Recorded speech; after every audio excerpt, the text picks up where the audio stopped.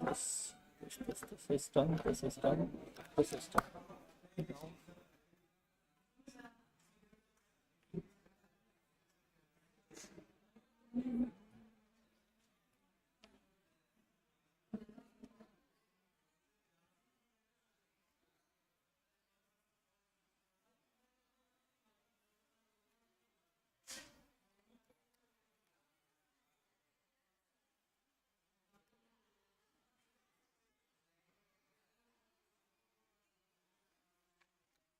हाँ जी, स्टेबल हो गए सब जने।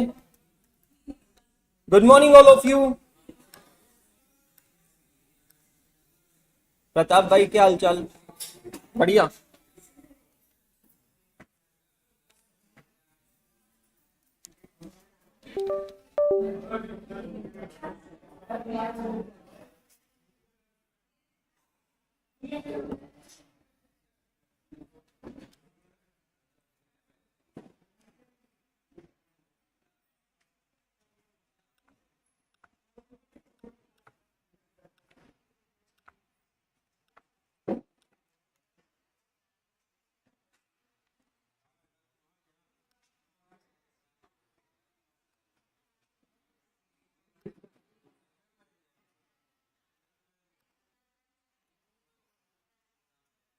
हाँ जी, good morning all of you once again, very very good morning. हो गए सब जने स्टेबल सेटल? चलो बहुत अच्छी बात है। ऑडिटिंग के क्लास में तो बहुत मुजरे चलता है, आवाज आती है। ऑडिटिंग पढ़ते भी हो या मुजरा ही करते हो? या पढ़ाई का मुजरा करते हो या मुजरे की पढ़ाई करते हो? दोनों करते हैं। हाँ जी, म्यूनिसिपैलिटी, म्यूनिसिपैलिटी, म्यूनिसिपैलिटी, म्यूनिसिपैलिटी। प्रिया की बहुत याद आ रही है। अंशुल, डॉन,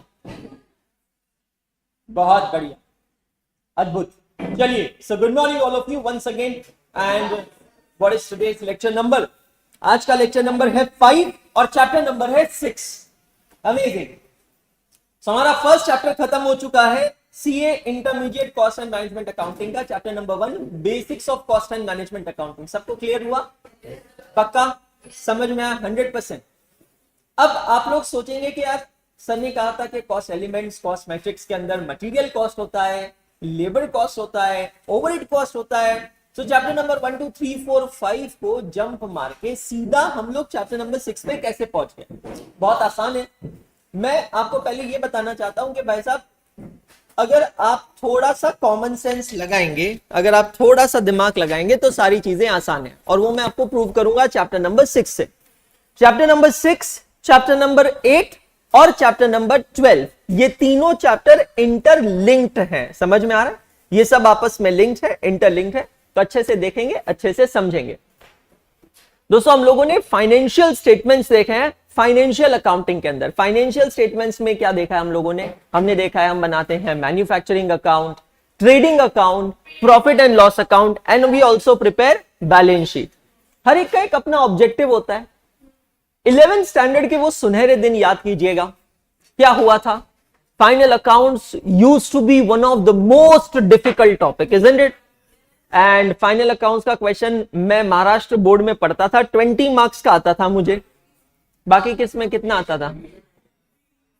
आता उतना, लगभग उतना ही आता होगा। और उसका क्वेश्चन सॉल्व करना मतलब अपने आप में एक सत्याग्रह होता था। 40-45 मिनट तो मिनिमम लगते थे। मुझे अभी भी याद है, जब पहली बार हमारे अकाउंटिंग के टीचर ने वो चैप्टर चालू किया और वो क्वेश्चन करवाया था, स्टार्ट करवाया था, he took 2 to 3 lectures to complete 1 question. बड़ा लंबा चौड़ा ट्रायल बैलेंस होता था, 1.5-2 पेज का, ये भारी भारी एडजस्टमेंट, ये भारी भारी ट्रांजेक्शन, और फिर नीचे होते थे बहुत सारे एडजस्टमेंट। वो भी क्या दिन थे, दोज वर द डेज जब वो एडजस्टमेंट भी डिफिकल्ट लगा करते थे। और हम लोग एक एक एडजस्टमेंट को जब अकाउंटिंग करते थे तो हम लोग खुद को इतना महान समझते थे, मतलब हमसे बारी दुनिया में कोई है ही नहीं। डेप्रीसिएशन बैलेंस शीट में से माइनस करो, पीएनएल अकाउंट के डेबिट में दिखाओ। आउटस्टैंडिंग एक्सपेंसेस, आरडीडी, भाई साहब ऐसा लगता था कि इस दुनिया में अगर कोई तिरंकार है तो वो सिर्फ हम है। लेकिन बैलेंस शीट टैली होने के बाद वो जो चेहरे पे स्माइल आती थी ना, जंग जीतने वाली स्माइल। बड़े हो गए हम लोग, बट वो छोटी छोटी खुशियां आज भी मिस करते हैं, isn't it? अब हमारी कई बैलेंस शीट टैली हो गई है, इनफैक्ट हमारी खुद की बैलेंस शीट भी बन गई है, पर वो खुशी और वो सुकून नहीं है जो पहले हुआ करता था दूसरों। हाँ बराबर, she is coming back in her normal mode. पर वो सुकून नहीं है, वो खुशी नहीं है जो पहले हमें मिला। अरे बेटा देख लिया, कितना देख, खत्म कर दोगे क्या देख के? कल के लिए भी रख, यहाँ देख। ये पता है ये इसका स्टाइल है, क्या नाम है इसका? कुमकुम कुसुम कमाड़ी, क्या नाम क्या है इसका? कुमकुम। ये इसका स्टाइल है। कुछ लोग जानबूझ के क्लास में लेट आते हैं क्योंकि वो चाहते हैं कि सब उन्हें देखें। आप समझो, कम ऑन, ये सब जने चाहते हैं। जैसे डीजे जो है या था, जो भी है तो वो उसका रूल था, उसका उद्देश्य था कि मैं हमेशा क्लास में लेट ही आऊंगा, बिकॉज उसका कहना था कि जब क्लास में लेट आते हो ना तो सब लड़के लड़कियां तुम्हें मुड़ के देखते हैं, है ना? अरे नहीं देखो, इट्स ओके, ये कभी कभी आती, तो लोग पहचान रहे कि ये हमारे क्लास में है क्या, मैं इसकी बात कर रहा हूं। तो जानबूझ के क्यों लेट आते हैं? क्योंकि you want attention, people should see you. अच्छा, दूसरा स्टाइल क्वेश्चन होता है सबका, हाथ में कुछ लेके आना, मतलब वो थोड़ा ऐसा फीलिंग देता है, हाँ मैं पढ़ाई कर रही हूं। इतना बड़ा बैग झोले के जैसे बांध रखे हैं, एक बुक एक्स्ट्रा नहीं आ सकती इसमें, ऑनेस्टली बताओ? पर वो कॉलेज वाली फीलिंग देती है ना कि हाँ मतलब हम पढ़ाई कर रहे हैं और लोग हमसे पूछेंगे अच्छा बिटिया क्या पढ़ रही हो, and so on. It's amazing. और आप लोग भी एग्जैक्टली वैसे ही बिहेव कर रहे हो जैसे वो बिहेव करना चाहती है, मतलब वो जब क्लास में आती है। मैं बोलता हूं देखने के लिए, बेटा सब ठीक तो है भूमि? हाँ, बाकी लोग देखे तो समझ में भी आता है भूमि, आपका देखना समझ में नहीं आता है। चलो, सो कमिंग बैक टू हमारे बचपन के डेज, फाइनल अकाउंट्स वाले डेज। कितनी देर में करते थे सर फाइनल अकाउंट्स का क्वेश्चन आप? 35 मिनट्स, 20 मिनट में करते? जामुन क्या खुद करते थे या छापते थे इधर उधर से? मतलब मुझे अभी भी याद है, आगे पीछे मदद लिया करते, और कैरेज इनवर्ड, कैरेज इनवर्ड कहां लिखना है, कहां लिखना है कैरेज, कैरेज आउटवर्ड कहां लिखना है, कैरेज इनवर्ड, वेजेस क्या होगा, सैलरीज क्या होगा। ये छोटे छोटे सवाल भी ना हमारे लिए बहुत बड़े क्वेश्चन हुआ करते थे यार। ये वेजेस एंड सैलरीज, और ये सैलरीज एंड वेजेस का यार ट्विस्ट क्या है, ये समझ में नहीं आ रहा। अच्छा, ये पावर एंड इलेक्ट्रिसिटी और इलेक्ट्रिसिटी एंड पावर क्या होता है, ये समझ में नहीं आ रहा। सो दोस वर द डेज। और वैसे हम लोग जब फाइनल अकाउंट्स बनाना सीखे थे तब हम बहुत डिटेल एंट्री किसी में नहीं गए थे, डेप्रिसिएशन में नहीं गए थे, बिल्स ऑफ एक्सचेंज में नहीं गए थे। ठीक उसी तरह आज हम लोग यहां पर कॉस्ट शीट चालू कर रहे हैं, जहां पर हमारे पास डेटा दिया होगा। अभी आपको सोचना नहीं है कि मटेरियल कॉस्ट कैसे निकाला है, आपको मटेरियल कॉस्ट दिया होगा। आपको सोचना नहीं है कि लेबर कॉस्ट कैसे निकाला होगा, लेबर कॉस्ट भी दिया होगा, ओवरहेड कॉस्ट भी दिया होगा, मतलब डेटा सब कुछ दिया है, आपको सिर्फ प्रेजेंटेशन करना सीखना है। लेकिन इसके साथ साथ पहले एक या दो क्वेश्चंस के बाद आप लोग एक्चुअली इसका प्रैक्टिकल एप्लीकेशन सीखेंगे।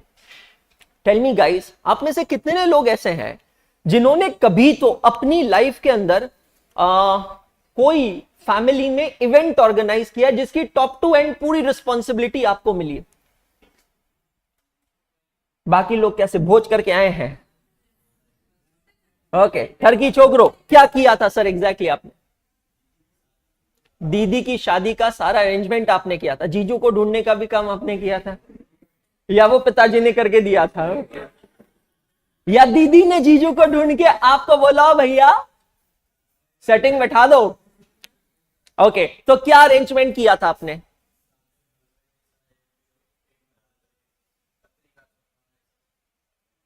ओके, सो सबसे इंपॉर्टेंट काम है हलवाई, मतलब केटरर्स। या केटरिंग का काम। आप जब ये डिसीजन लेते हैं कि आपको कौन सा केटरर्स रखना है, ऑब्वियसली मल्टीपल ऑप्शंस होते होंगे आपके पास, होते हैं। तो मुझे एक चीज बताइए, थोड़ा दिमाग चलाने की एक्सरसाइज करते हैं। ये जो केटरर्स का कोटेशन आप एवेल्युएट करते हैं, अज्यूम कीजिए आप सभी के दीदी की शादी है, राष्ट्रीय दीदी की शादी है। सो हमें केटरर्स का अरेंजमेंट करना है, और केटरर्स का अरेंजमेंट करने के लिए आप लोग क्या क्या फैक्टर्स कंसिडर करेंगे?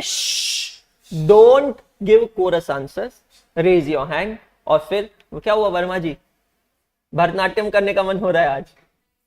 बताइए क्या लग रहा है वर्मा जी, आपसे शुरुआत करते हैं। दीदी की शादी है, केटरर्स का आप इवैल्यूएशन करें, क्या क्या फैक्टर्स कंसीडर करेंगे? पूरी जिम्मेदारी आपके ऊपर है वर्मा जी, बताइए कहां से शुरू करें?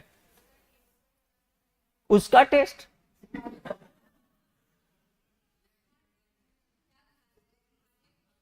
डायरेक्ट,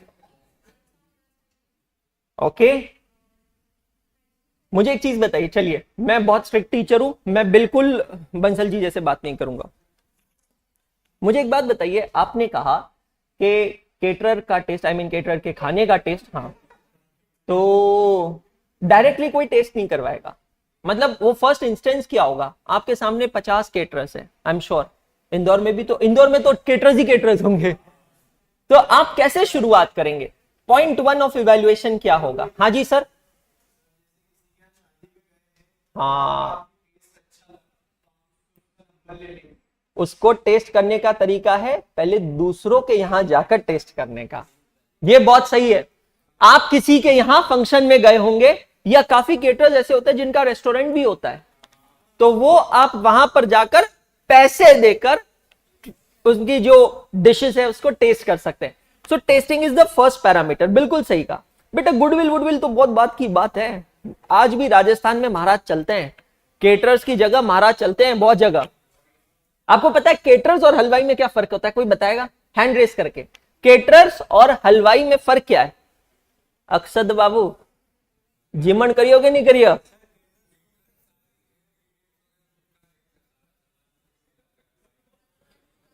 ओके, हाँ, केटरर्स के केस में हम पर प्लेट पे करते हैं, ए टू जेड सब कुछ उसका, इंग्रेडिएंट उसका, रॉ मटेरियल, स्टाफ उसका, बर्तन उसका, गैस, सब कुछ उसका। हमें उसको एक जगह देनी है जहां पर वो आकर अपना स्टाफ के साथ खाना बनाएगा, खाना कम पड़ा ज्यादा पड़ा सब उसका। हमें उसे क्वांटिटी डिफाइन करनी होती है, कितने प्लेट खाना चाहिए, समझ रहे आप?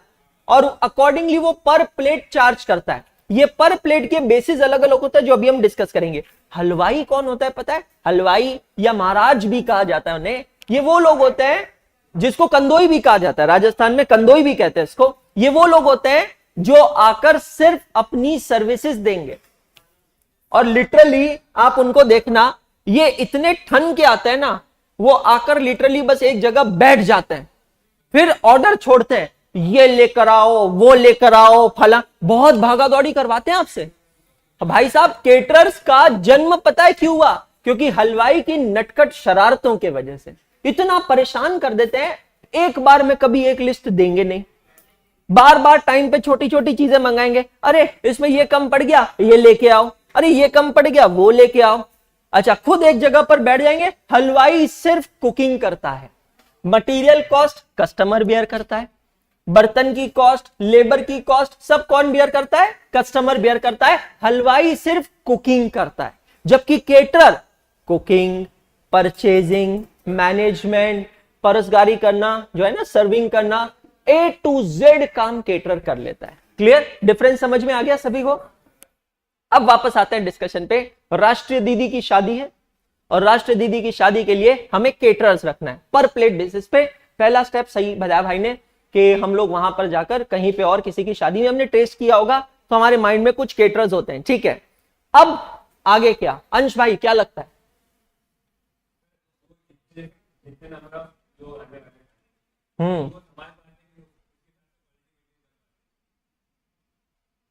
यार नॉर्मली तो केटरर्स है तो ये तो हो गई, मतलब अगर कोई केटरिंग का बिजनेस, अच्छा क्वालिटी मेंटेन कर पाएंगे कि नहीं, चलो ये ठीक है। ये तो आई थिंक ये तो सिर्फ अश्योरेंस वाली बात है, राइटिंग में तो कोई देता नहीं है। हर एक इंसान यही कहेगा अरे हम तो बेस्ट से बेस्ट करके देंगे। चलो ठीक है, और हाँ जी,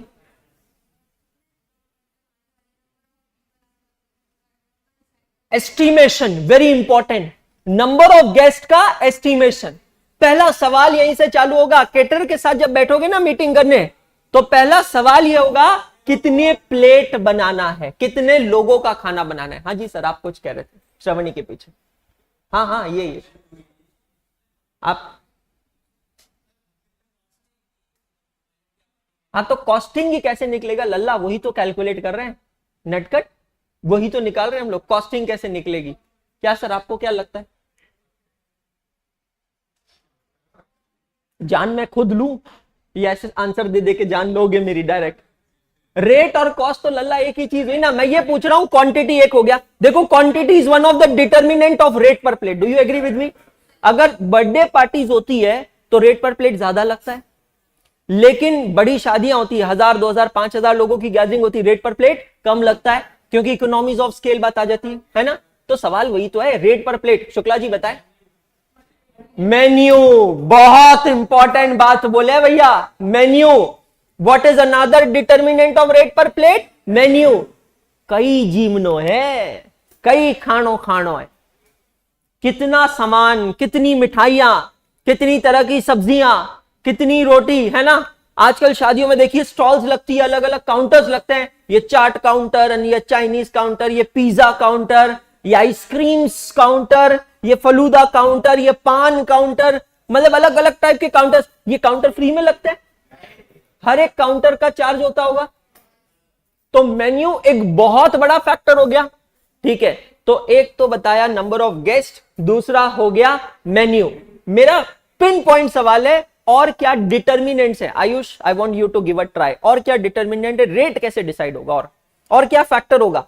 नहीं रखी है शादी, कभी नहीं की है, अब करने की कोशिश करो। कुमकुम,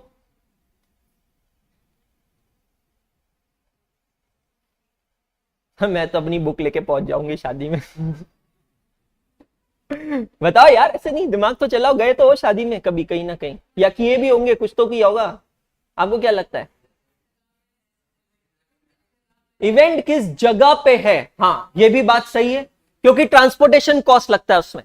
जो केटरर्स होता है उसका ट्रांसपोर्टेशन कॉस्ट। अगर आप डेस्टिनेशन वेडिंग करते हैं और कुछ लोगों का फिक्स होता है कि भैया हमारा खानदानी केटरर यही है, अब वो खानदान, जैसे सपोज शादी हो रही है जैसलमेर में और केटरर आप लेकर जा रहे हो जयपुर से या जोधपुर से, अब वो जयपुर या जोधपुर का केटरर अगर जैसलमेर जाएगा तो एक्स्ट्रा चार्जेस नहीं लेगा?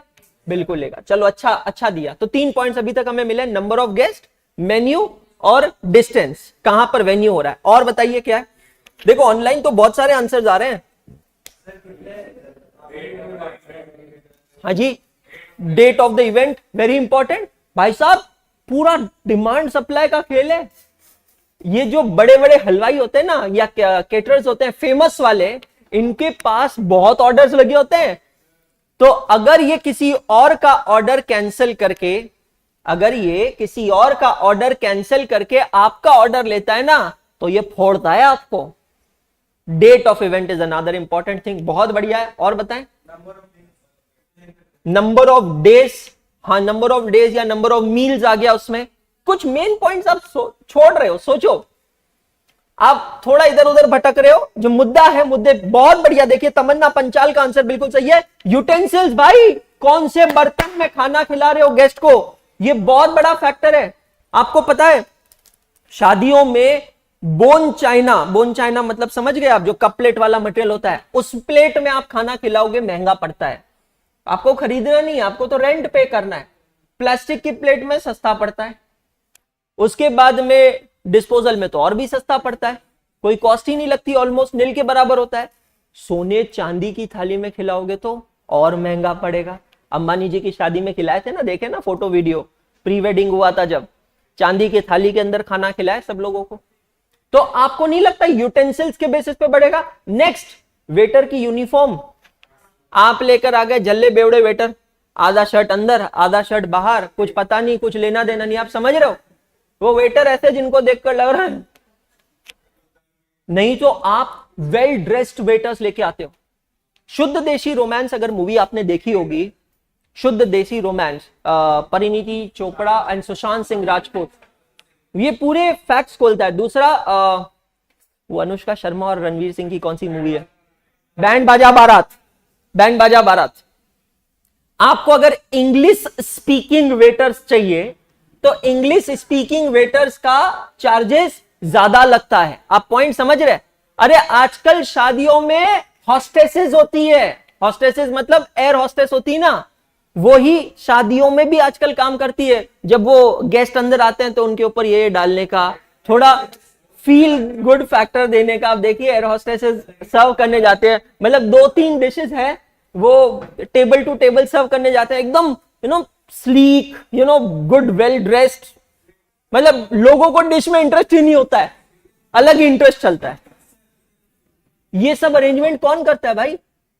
इवेंट मैनेजमेंट या केटरर वाला अरेंजमेंट करता है। अच्छा, इवेंट मैनेजमेंट वाले का और केटरर का कांटेक्ट नहीं होता होगा आपस में? डेकोरेशन वाले का नहीं होता? सोच के देखो ना सारी चीजें, आप पॉइंट समझ ही नहीं पाएंगे। इतने सारे फैक्टर्स होते हैं, सिर्फ खाना एक फैक्टर नहीं होता है to determine the rate per plate. कुछ कुछ शादियों में, इवेंट्स में कहते हैं भैया चाय की सेवा दिन भर चाहिए, चाय का काउंटर ना दिन भर चालू रहना चाहिए। अच्छा, शादी में जो गेस्ट आते हैं, फंक्शन में जो गेस्ट आते हैं, ऐसे तन के आते हैं, उनको लगता है भाई साहब ऑडिट करने आए हम, कहां क्या कमी निकाल सके, सब कुछ छोको अरेंजमेंट हो, बस जाने चीजें थी, चाय नहीं मिली मैंने। अरे एक साला सड़ी सी 10 रुपए की चाय के चक्कर में करोड़ों रुपए की शादी का बैंड बजा दिए तुम, बताइए। इसे कुछ मैंडेटरी है, प्रेस वाला रखो, शेविंग वाला रखो, जूता पॉलिश वाला रखो, है ना, महिलाओं के लिए मेकअप वाला रखो, ये चाय वाला। इतना तामझाम हो गया है, आपको नहीं लग रहा आजकल शादियों में इतना ज्यादा तामझाम हो गया है जिसकी कोई लिमिट नहीं? बेस्ट है, भाग के शादी कर लो, सबसे बेस्ट। क्या लगता है कितना खर्चा होता रहेगा ऑन एन एवरेज एक शादी में? आप जो भी राज्य से बिलोंग करते हैं, मैं राजस्थान को लास्ट में लेके आऊंगा।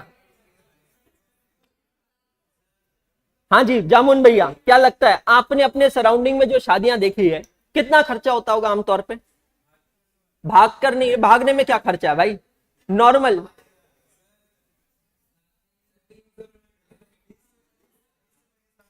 20 से 25 लाख रुपए खर्चा लगता है, जामुन भैया का कहना है। अंश भाई, इंदौर में क्या है status? 30-35 lakh rupees average. Okay, क्या बेटा जाटों में क्या हाल है? हाँ 50 लाख। हाँ, दहेज भी तो शादी का खर्चा ही हो गया, that's the harsh reality. 50 lakh रुपए। और कौन कहां से? राजस्थान। हाँ भैया 50 लाख, राजे 40-50 lakh.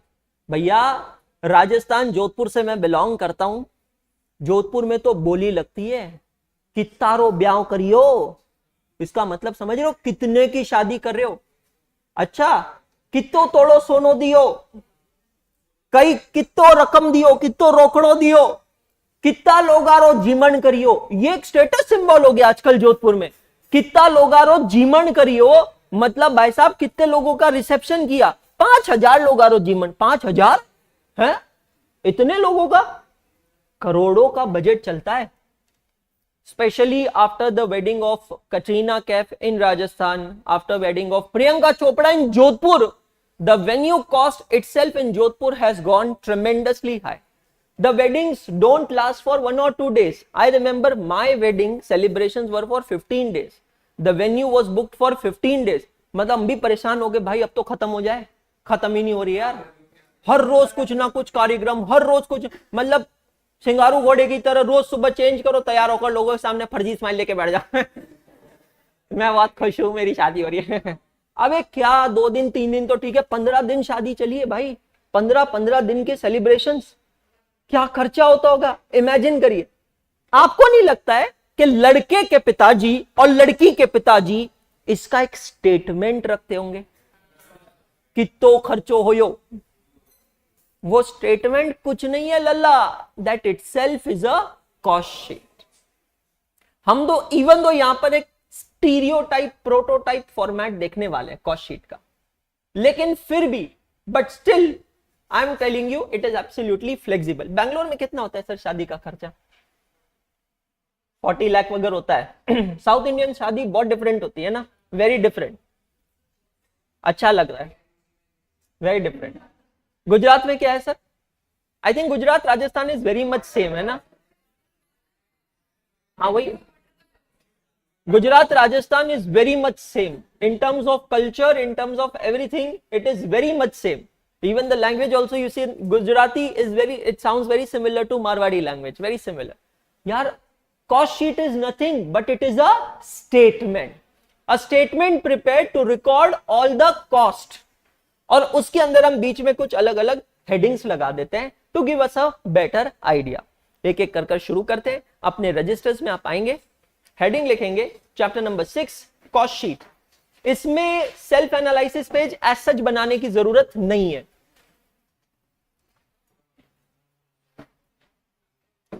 Yes Kriyanshi, you are right. Anjali Pandey, yes to a certain extend, yes. Register में आएंगे, विकास भैया लिखेंगे कॉस्ट शीट। कैसे आपकी तबीयत विकास भैया? अभी तबीयत कैसी है आपकी? ठीक है? घर का खाना खा के सुधर गए वापस इतने दिन? चलिए बहुत अच्छी बात। Cost sheet, chapter number 6 cost sheet. कोई सेल्फ एनालिसिस पेज छोड़ने की जरूरत नहीं है, जो स्क्रीन पे दिख रहा है छाप लीजिए। ये एक फॉर्मेट है कॉस्ट शीट का, एज इट इज छाप लीजिए। क्या हो गया खुशी?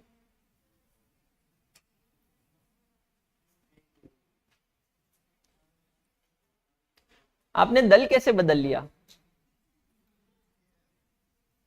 ये खुशी ने अमालगमेशन चैप्टर को बहुत सीरियसली ले लिया है। Amalgamation and reconstruction.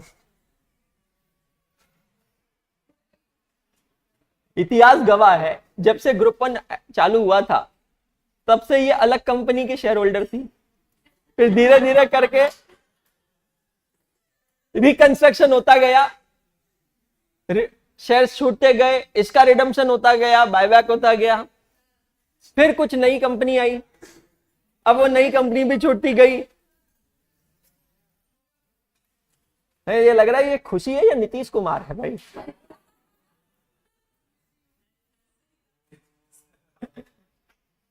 कल आपने अगर न्यूज देखा होगा तो बीजेपी का या मोदी जी का शपथ ग्रहण एक दिन से आगे शिफ्ट कर दिया है, क्योंकि माननीय श्री नीतीश कुमार जी ने कुछ कंडीशंस रख दी अब सामने, एज एक्सपेक्टेड।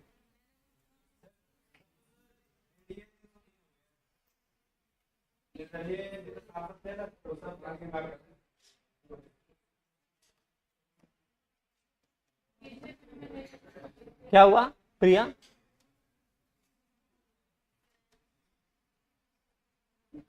आराम से सोच के बोल देना, कोई प्रॉब्लम।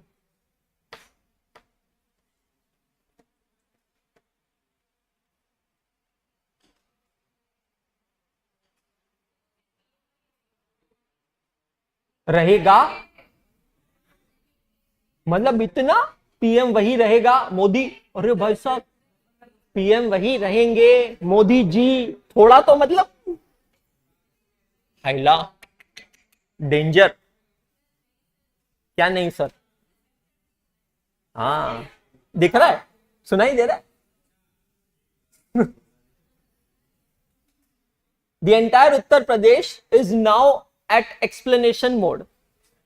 अगर आप न्यूज देखेंगे, बेस्ट ऐप है, सच बता रहा हूं, टाइम्स ऑफ इंडिया का ऐप मोबाइल फोन में इंस्टॉल करिए, दिन भर की न्यूज एक बार में पता चल जाती है। पूरा के पूरा यूपी अब एक्सप्लेनेशन मोड में है कि हमने क्या किया, क्यों किया, कैसे किया। और कल तो एक नया रिविलेशन हुआ है, मैंने तो रात के न्यूज में देखा, बड़ा सरप्राइज है कि बीजेपी को यूपी में हराने के पीछे बीजेपी के ही यूपी के मिनिस्टर्स का हाथ है। भाई साहब ये तो कुछ अलग ही सिचुएशन निकल के सामने आई यार। God only nose.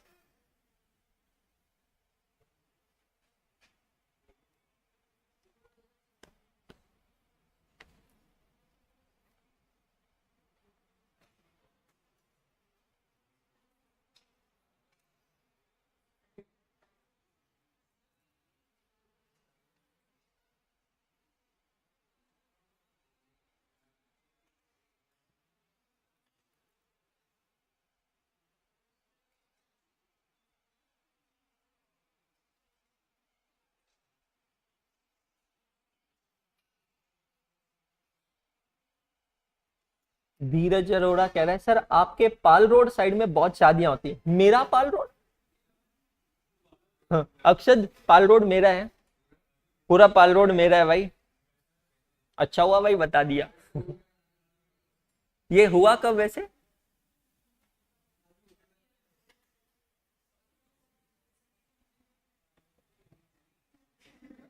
Wedding venues is a new business today.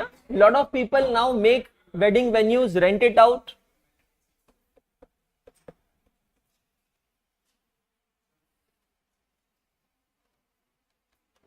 Kritika Kansal कह रही है ये लिखना है क्या? नहीं बेटा, सूंघना है। सूंघो भाई साहब।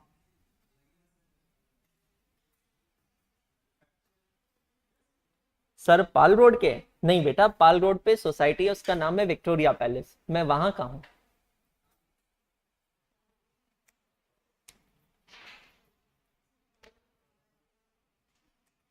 ये सब जोधपुर के लगता है।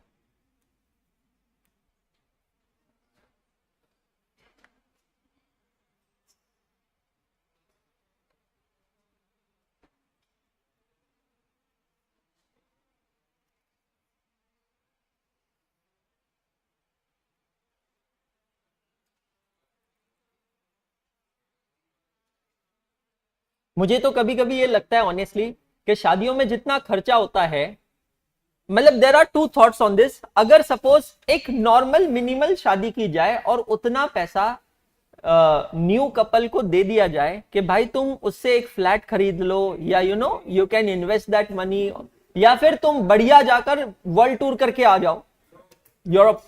So that's a different thing. मतलब 50 लाख रुपए खर्चा करना। अच्छा आप एक चीज और समझो, ये 50 लाख रुपए पोस्ट टैक्स इनकम है। अब थोड़ा एफएम की भाषा में बात करेंगे तो ये 50 लाख पोस्ट टैक्स इनकम है। What is the highest taxation rate in India after all the surcharge and everything? 39%। तो जब मैं कहता हूं पोस्ट टैक्स इनकम मतलब 100 माइनस 39, ये है 61%। तो अगर 50 लाख 61% है तो 100% होता है 81,96,000। मतलब आपने कमाया होगा 82 लाख, तब आपने खर्चा किया होगा 50 लाख रुपए। हाँ, ये एक फैमिली के एक बच्चे का है। हाँ। मैं सच बता रहा हूं, मैंने इतनी हार्श रियलिटी देखी, और जोधपुर का ही केस बता रहा हूं। लोगों ने बच्चों की शादी करने के लिए लोन लिया है। Can you believe it? सिर्फ ग्रैंड शादी करने के लिए लोन लेते हैं लोग।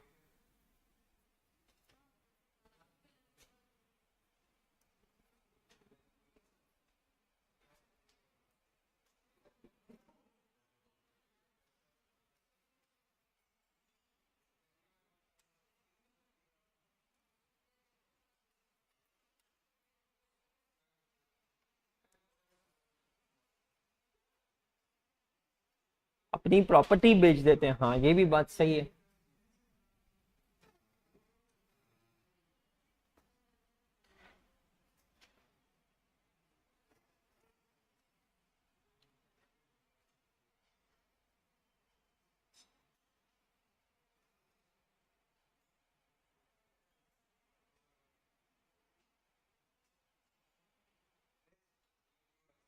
हर्ष गुप्ता यार, ये जो चीज आपने कही ना, ये मैं कल से काफी सुन रहा हूं, बट मैं actually I don't like to play bet on the companies owned by politicians, तो मैं उस पर बेट नहीं लूंगा।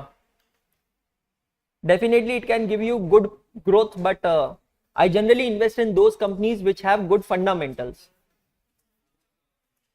हाँ जी सर, नाम तो मैंने बताया सर बहुत सारे। ताऊजी कहाँ है? आज ताऊजी नहीं है। ये बता रहा है, ये कह रहा है चंद्रबाबू नायडू ने कंडीशन रखी है कि उनकी कंपनी हेरिटेज फूड के शेयर्स का ग्रोथ प्रोस्पेक्टस है क्या। तो हेरिटेज फूड जो है, it's a company owned by mister Chandrababu Naidu, and it's very much in discussion since last 2 days, because after his victory the share prices of heritage food have skyrocketed.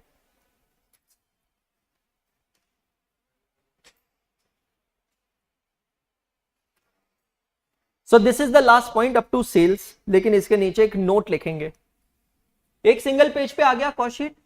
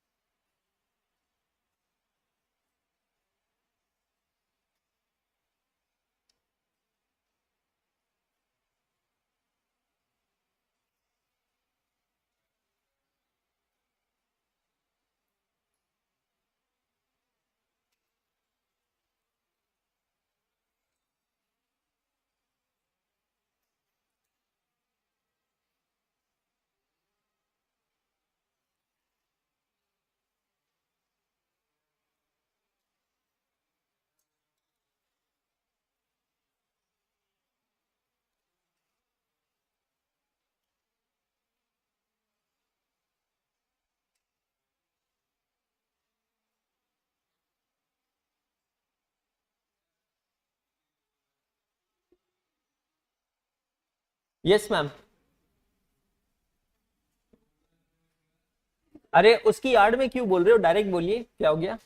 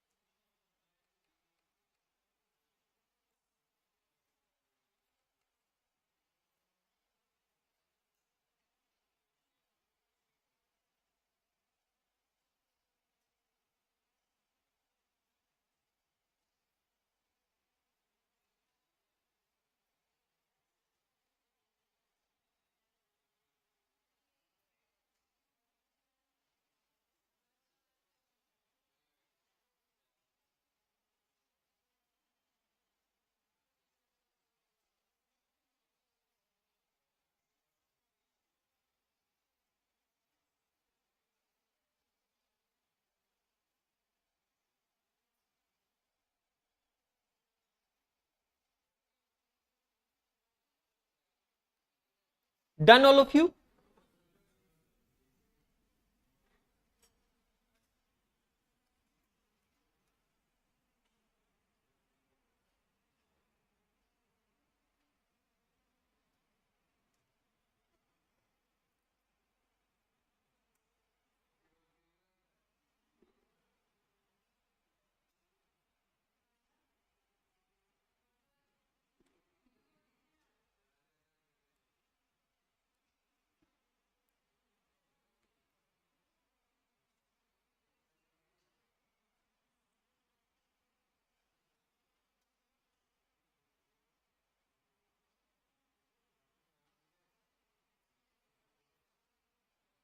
तो ये note के नीचे वाला भी लिखना है, ग्रीन कलर वाला। वाह, कहां से लाते हो यार इतना टैलेंट भाई।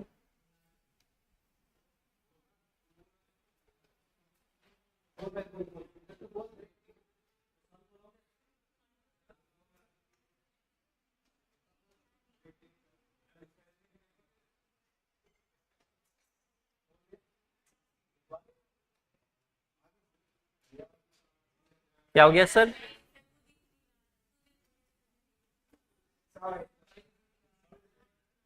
कहाँ थे मैम वैसे कल आप।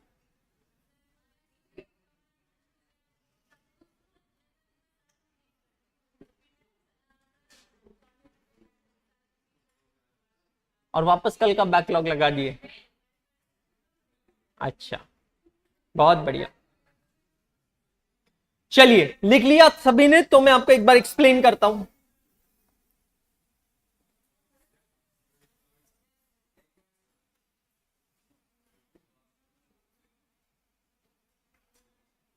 लाइव क्लास में इसलिए बैक नहीं हो पाता है because the video is yet to be produced. जब वीडियो प्रोड्यूस हो जाता है तो ऐश्वर्या आप उसको फिर बैक कर सकते हैं।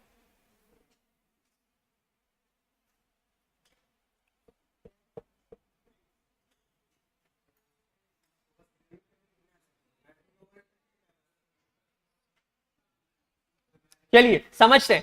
सो कॉस्ट शीट कुछ इस तरीके से स्टार्ट होती है, फॉर्मेट देख लीजिएगा।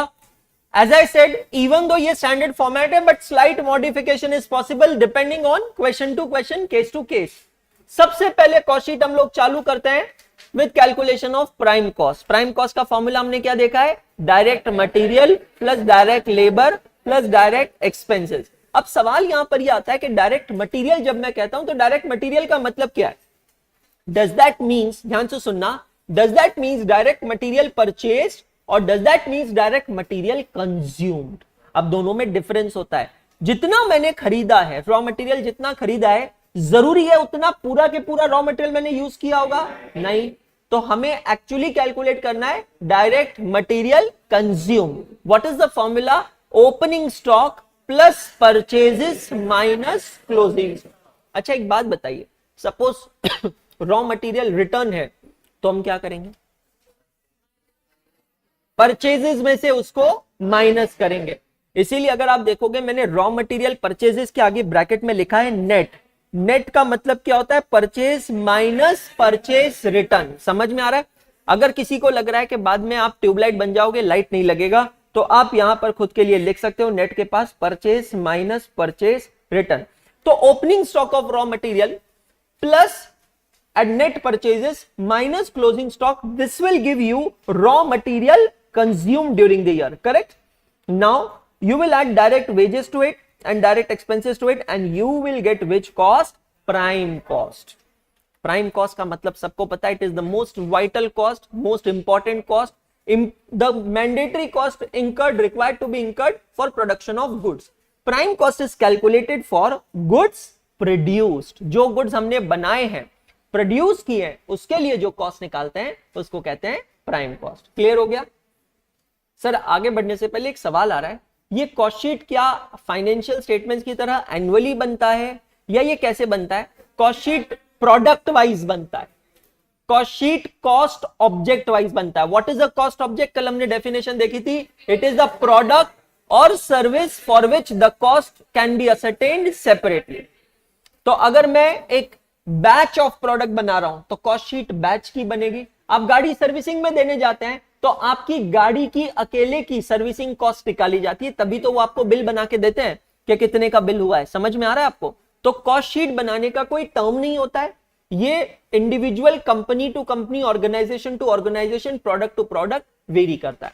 अब ये बन गया प्राइम कॉस्ट. प्राइम कॉस्ट में हम ऐड करते हैं फैक्ट्री वर्क्स प्रोडक्शन और मैन्युफैक्चरिंग ओवरहेड्स. ये टर्म्स याद आ रहे हैं? हम लोगों ने पिछले 3 दिनों में देखे. What is meaning of overheads? Indirect material plus indirect labour plus indirect expenses means overheads. अब ओवरहेड्स का हमने फंक्शनल क्लासिफिकेशन देखा था, वैसे 4 टाइप में, बट मेनली है 3 टाइप. पहला, overheads relating to production floor are known as factory overheads. Overheads relating to office are known as admin overheads and those which are relating to selling and distribution are known as selling and distribution overhead. आप सिर्फ यहां पर देखते चलिए कैसे कैसे production progress करता है. गुड्स बने, गुड्स बनने के बाद हमने उसमें ऐड किया factory overheads. Factory overheads add करने के बाद हमें मिला फैक्ट्री कॉस्ट या वर्क्स कॉस्ट. रॉ मटेरियल से जब फिनिश गुड बनता है तो बीच में एक और स्टेज आता है जिसको कहते हैं WIP. WIP का फुल फॉर्म हुआ work in progress, also known as semi finished goods. कहीं ना कहीं मार्जिन के ऊपर लिख के रखना, WIP is equal to semi finished goods, also known as partly finished goods. Semi finished goods या पार्टली फिनिश्ड गुड्स क्यों कहा जाता है? बिकॉज ये वो गुड्स होते हैं दोस्तों जो रॉ मटेरियल से ज्यादा है और फिनिश गुड्स से कम है. मतलब उनका डिग्री ऑफ कंप्लीशन, एक टेक्निकल वर्ड यूज कर रहा हूं, आपको याद हो तो AS7 कंस्ट्रक्शन कॉन्ट्रैक्ट में मैंने वर्ड यूज किया था DOC. फुल फॉर्म है डिग्री ऑफ कंप्लीशन, मतलब है द लेवल ऑफ कंप्लीशन. तो WIP का क्या मैं कह सकता हूं? DOC is less than 100%. लिख लो वहां पे WIP आपने लिखा है, WIP का मतलब क्या लिखा है? Semi finished goods. उसके आगे लिख लो DOC लेस देन 100%. कुछ इस तरीके से लिख सकते हैं आप, DOC is less than 100%. DOC का फुल फॉर्म अगर कोई लिखना चाहे तो लिख सकता है डिग्री ऑफ कंप्लीशन. समझ में आया? अच्छा, अगर किसी का DOC 100% बन जाए तो क्या हो जाएगा? लॉजिकल है. If something becomes 100%, DOC is 100%, then it's no more WIP. It becomes what? Finished good. अब आप क्या करते हैं, ये फैक्ट्री कॉस्ट के अंदर ऐड करते हैं ओपनिंग स्टॉक ऑफ WIP. जो भी आपकी WIP है उसकी ओपनिंग स्टॉक का वैल्यू और माइनस करते हैं क्लोजिंग स्टॉक ऑफ WIP. आपको मिलता है factory cost of goods produced. दोस्तों ये वो पॉइंट होता है जहां पर अब आपका फिनिश गुड बनकर तैयार हो चुका है. Do you agree with me? क्योंकि WIP खत्म हो गया है, तो अब क्या मिला आपको? Factory cost of goods produce. What is the meaning of the term factory cost? ये जो गुड्स बनकर फैक्ट्री में पड़े ना, फिनिश गुड्स जो फैक्ट्री में पड़े हैं, वो कॉस्ट है. अब ये गुड्स फैक्ट्री के बाहर निकलेंगे. जब ये गुड्स फैक्ट्री के बाहर निकलेंगे तो उसमें ऑफिस का खर्चा चार्ज किया जाएगा. मतलब क्या लगेंगे?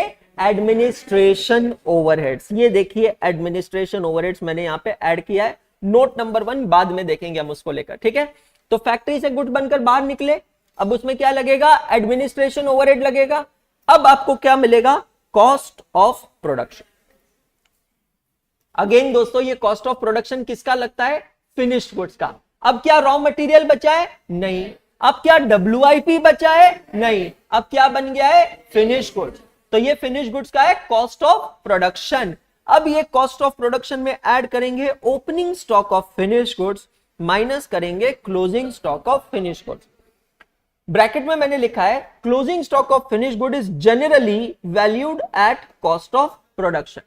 अगर क्वेश्चन के अंदर क्लोजिंग स्टॉक की वैल्यू अलग से कुछ दी है तब तो ठीक है, लेकिन अगर क्लोजिंग स्टॉक की वैल्यू नहीं दी है और हमें क्लोजिंग स्टॉक का वैल्यूएशन करना है तो हम किस प्राइस पे वैल्यूएशन करेंगे? कॉस्ट ऑफ प्रोडक्शन पे. समझ में आया? जब हम opening stock of finish good add करेंगे, closing stock of finish good less करेंगे, हमें मिलेगा COGS, cost of goods sold. Financial accounting के अंदर अगर आपको याद होगा तो COGS का फॉर्मूला हमने देखा था. क्या फॉर्मूला देखा था? Opening stock plus purchases minus closing. यहां पर परचेजेस की जगह क्या हो गया? प्रोडक्शन. तो यहां फॉर्मूला क्या बन गया? Opening stock plus production minus closing stock. That you will give you cost of goods sold. Cost of goods sold मतलब समझने की कोशिश करना, ये वो गुड्स की कॉस्ट है जो हमने बेचे हैं. Cost of goods sold. इसके ऊपर देखना कॉस्ट ऑफ प्रोडक्शन. दोनों में अंतर समझना, डिफरेंस समझना. Cost of production, cost of goods sold. Cost of production का मतलब है वो गुड्स की कॉस्ट जो हमने बनाए हैं. कॉस्ट ऑफ गुड्स सोल्ड वो गुड्स की कॉस्ट जो हमने बेचे हैं. समझ में आया दोनों में डिफरेंस? अब कॉस्ट ऑफ सेल्स में क्या ऐड होगा? Selling and distribution overheads. क्योंकि जब हम गुड्स बेच रहे हैं तो सेलिंग एंड डिस्ट्रीब्यूशन ओवरहेड्स लगेगा. एक बात बताओ, लॉजिकली ट्रू और फॉल्स? कैन आई से selling and distribution overheads will be incurred only on number of units sold? जो गुड्स बनकर मेरे पास तैयार है फिनिश गुड्स में, क्या उस पे सेलिंग एंड डिस्ट्रीब्यूशन ओवरहेड्स लगेगा? उस पे सेलिंग एंड डिस्ट्रीब्यूशन ओवरहेड्स तब लगेगा जब वो एक्चुअली सेल्स होंगे. Sir can you give example? बहुत सिंपल है. सेल्समैन कमीशन, सेल्समैन को कमीशन देते हैं, isn't it selling and distribution overheads? ये सेल्समैन कमीशन कब लगेगा? जब सेल्समैन गुड्स बेचेगा. अगर सेल्समैन गुड्स बेचेगा ही नहीं तो सेलिंग एंड डिस्ट्रीब्यूशन ओवरहेड्स नहीं लगेगा. इसीलिए देखो मैंने ब्रैकेट में क्या लिख के दिया है? Selling and distribution overheads is based on number of units sold. मतलब ये कॉस्ट शीट अपने आप में हमारा सेल्फ एनालिसिस है. ये शीट बना लिया ना, इसके बाद में कोई सेल्फ एनालिसिस पेज बनाने की जरूरत ही नहीं है. आपको फिर मिलेगा cost of sales. Cost of के 3 शब्द हमने देखे हैं. Cost of production, cost of goods sold, cost of sale. अब what is the difference between cost of goods sold and cost of sales? Cost of sales का मतलब क्या? The total cost of the goods which are sold. Formula क्या बन गया उसका? Cost of goods sold at selling and distribution expenses. You will get cost of sales. और ये cost of sales को जब मैं कंपेयर करता हूं सेल्स के साथ तो बैलेंसिंग फिगर क्या होगा मेरा? प्रॉफिट या. समझ में आया दोस्तों? ये जो शीट आप देख रहे हैं cost sheet, this is prepared under absorption costing. कौन से मेथड में? Absorption costing. तीन टेक्निक्स है, absorption costing, marginal costing, standard costing. अभी हम लोग जो टेक्निक देख रहे हैं वो है एब्जॉर्प्शन कॉस्टिंग। मैं आपको बताता हूं एब्जॉर्प्शन ये वर्ड आया कहां से। आपने जमीन पे पानी गिरा दिया, ध्यान से समझना, आपने जमीन पे पानी गिरा दिया और आपने उसके ऊपर एक स्पॉन्ज का टुकड़ा रख दिया या टिश्यू पेपर रख दिया, क्या होगा? अब आप ये जमीन पे गिरे पानी को रिजेंबल करेंगे कॉस्ट के साथ और ये टिश्यू पेपर या फिर स्पंज के टुकड़े को रिजेंबल करेंगे आपके कॉस्ट ऑब्जेक्ट के साथ। तो कॉस्ट बिखरी पड़ी है और जैसे ही आप कॉस्ट ऑब्जेक्ट उस पर रखते हैं, आपका कॉस्ट ऑब्जेक्ट क्या करेगा? कॉस्ट को एब्जॉर्ब कर लेगा, सोख लेगा। Absorption costing. मार्जिनल कॉस्टिंग अलग है और स्टैंडर्ड कॉस्टिंग और अलग है। तो टेक्निक्स कितने हो गए? तीन, absorption costing, marginal costing, standard. ये तीन अलग अलग मेथोडोलॉजीज है, जिसको जब जो यूज करना है कर सकता है। अलग अलग इंडस्ट्री अलग अलग यूज करती है। हमें कहीं कोई रिकमेंडेशन नहीं देना है, हमें तीनों टेक्निक्स को सीखना है। The default technique is absorption costing. समझ में आ रहा है? एक हलवाई या केटरर्स जब आपके लिए बजट निकालेगा ना, तो वो एब्जॉर्प्शन कॉस्टिंग यूज करेगा। आपने कहा, ध्यान से सुनना, हमने जो डिस्कशन सुबह चालू किया था, आपने कहा कि भैया जी 1000 लोगों का खाना करना है, सुबह ब्रेकफास्ट होगा, दोपहर में लंच होगा, 4 बजे टी और स्नैक्स होगा और रात को डिनर होगा। अगले दिन सुबह नाश्ता कर कर सारे गेस्ट वापस चले जाएंगे। अब देखिए मैं आपको पूरा प्लान बता रहा हूं, ठीक है? अगले दिन सुबह गेस्ट नाश्ता कर कर चले जाएंगे। शादी अपने ही शहर में, बाहर जाने की जरूरत नहीं, आपके मजदूर आ सकते हैं, कोई परेशानी वाली बात नहीं। हमें इस टाइप की प्लेट चाहिए, इस तरीके की सर्विस चाहिए, इतना लेबर चाहिए। हम चाहते हैं कि गेस्ट को स्टार्टर जगह पे सर्व हो। देखो उसकी कॉस्ट एक्स्ट्रा लगेगी, है ना, क्योंकि वेटर एक्स्ट्रा लगेंगे। हम चाहते हैं कि पानी की सप्लाई लोगों को जगह पे मिले। हम चाहते हैं कि पूरा खाना बुफे हो, सस्ता पड़ेगा क्योंकि बुफे में वेटर्स कम लगते हैं। हम चाहते हैं टेबल सर्विस हो। अब टेबल सर्विस में भी अलग अलग होता है, राउंड टेबल अलग होता है, रेक्टेंगल टेबल अलग होता है। रेक्टेंगल टेबल सस्ता पड़ता है, राउंड टेबल महंगा पड़ता है, क्योंकि राउंड टेबल पे एक टेबल पे 5 या 6 लोग बैठते हैं। रेक्टेंगल में तो भाई साहब पंगत लग जाती है पूरी। नहीं, हम तो चाहते हैं जमीन पे बैठ के खाएं, डाउन टू अर्थ, और सस्ता पड़ेगा। आप समझ रहे हो? ये अलग अलग पैरामीटर्स दिए आपने। अब ये बंदा क्या करेगा? आपने जो सारे पैरामीटर्स डिफाइन किए हैं, जो मेन्यू बनाया है, इसके बेसिस पर वो बैठकर कैलकुलेशन करेगा। Think about it now, think like a caterer. 1000 लोगों में, अच्छा क्या बोले हैं, स्टार्टर में चाहिए हमको सूप, तो 1000 लोगों में कितना सूप लगेगा? वो सूप के लिए कितना मटेरियल भाई साहब मैं बता रहा हूं, कॉस्ट अकाउंटिंग केटर से अच्छा किसी को आता ही नहीं है। 1000 लोगों में कितना बाउल सूप लगेगा, आप समझ रहे हो? Just go from top to bottom. फिर वो 1000 बाउल सूप के लिए कितना मटेरियल लगेगा, सूप में क्या क्या मटेरियल, उसकी लिस्ट बनती है, बकायदा आइटम वाइज लिस्ट बनती है। ठीक है सर। फिर सूप में 2 वैरायटी रखनी है, मंचाऊ सूप अलग रखना है और टोमेटो सूप अलग। हिला 2 तरीके के सूप। अब यहां पे एस्टिमेशन आएगा, 1000 लोगों में से कितने लोग मंचाऊ ले सकते हैं और कितने लोग टोमेटो सूप ले सकते हैं। अब कुछ यहां पर जय जिनेंद्र लोग निकले तो जय जिनेंद्र मंचाऊ नहीं लेंगे, है ना, वो लेंगे टोमेटो सूप। अच्छा, कुछ लोग ऐसे भी तो हो सकते हैं जो सूप ही ना ले। लेकिन एस्टिमेशन जब आप करोगे तो क्वांटिटीज हायर अज्यूम करनी पड़ती है, क्योंकि आप ध्यान रखना, जब कस्टमर से ऑर्डर आया 1000 लोगों का, केटरर तैयारी लगता है 10% ऊपर की 1100 की। समझ रहे हो? ताकि टाइम पे गेस्ट बढ़ गए तो। There is something known as MOQ, मैंने कल भी ये टर्म यूज किया था, मिनिमम ऑर्डर क्वांटिटी। आपको केटरर को मिनिमम ऑर्डर क्वांटिटी देनी पड़ेगी। अब अगर 1000 MOQ है और 900 गेस्ट आए, पैसा कितने का देना पड़ेगा? अच्छा 1100 आए तो 11। सो इट इज MOQ और actual whichever is higher. ठीक है सर, सूप बन गया, सूप का प्लानिंग हो गया। अब बताइए, अब चाहिए स्टार्टर, 3 टाइप के। पनीर टिक्का स्टार्टर में, और क्या रखें भाई? हाँ, कॉर्नफिटर्स रखते हैं, चलो अच्छी बात है। पनीर टिक्का हो गया, कॉर्नफिटर्स हो गया। आप और बताओ?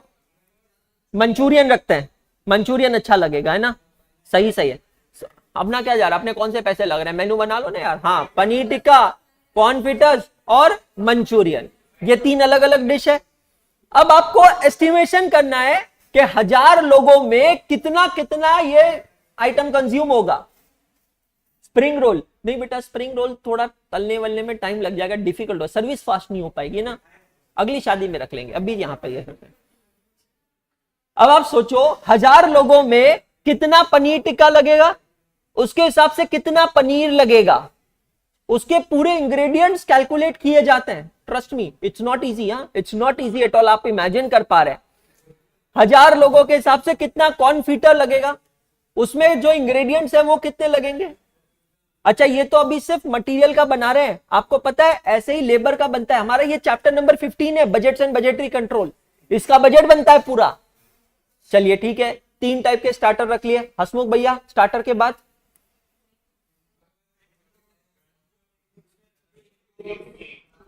अकम्पिनेंट्स होते हैं कुछ, अकम्पिनेंट्स जैसे कि पापड़, राजस्थान में सलेवड़ा बनता है, खींचिया होता है ना।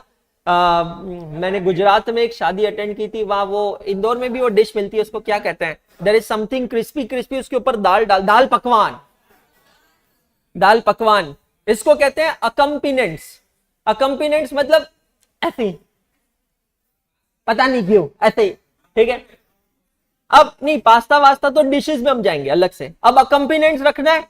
इसकी भी देखो फ्री कुछ भी नहीं है, अचार तक फ्री में नहीं होता, ये समझ लेना।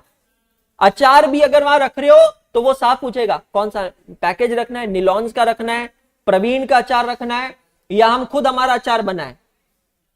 देखो सस्ता पड़ेगा, जो रखना है नहीं नहीं हमें चाहिए निलॉन्स का अचार, बिल्कुल बढ़िया। कस्टमर को, मतलब कस्टमर बोल रहा हूं, ये शादी में जो गेस्ट आ रहे हैं उनको लगना चाहिए कि एकदम क्वालिटी मटेरियल यूज किया है, ठीक है। बहुत, अरे भाई साहब मैंने एक शादी अटेंड किया था नागपुर में, मिठाई की स्टॉल हल्दीराम की थी और हल्दीराम वाले ने बकायदा पूरा ब्रांडिंग किया था।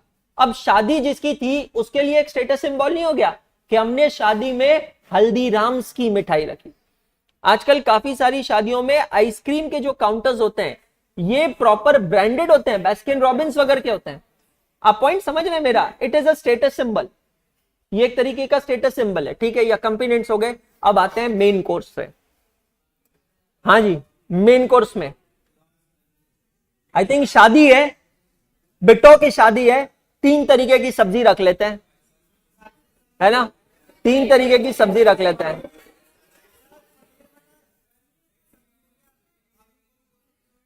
अबे आलू रखेगा क्या शादी में, मतलब क्या है, 50 लाख की शादी में आलू रखेगा। हाँ मिक्स्ड वेज, चलो ये अच्छा है। मिक्स्ड वेज को थोड़ा टेक्निकल नाम देते हैं वेज जाल फ्रेजी, वेज जाल फ्रेजी। अबे आलू की सब्जी रखेगा, भाग के शादी कर रहा है, मैं कह रहा हूं भाग जा तू। राजस्थानी एक सब्जी बनती है कैर कुमटी सांगरी की सब्जी, कैर कुमटी सांगरी की सब्जी बनती है एक राजस्थान में।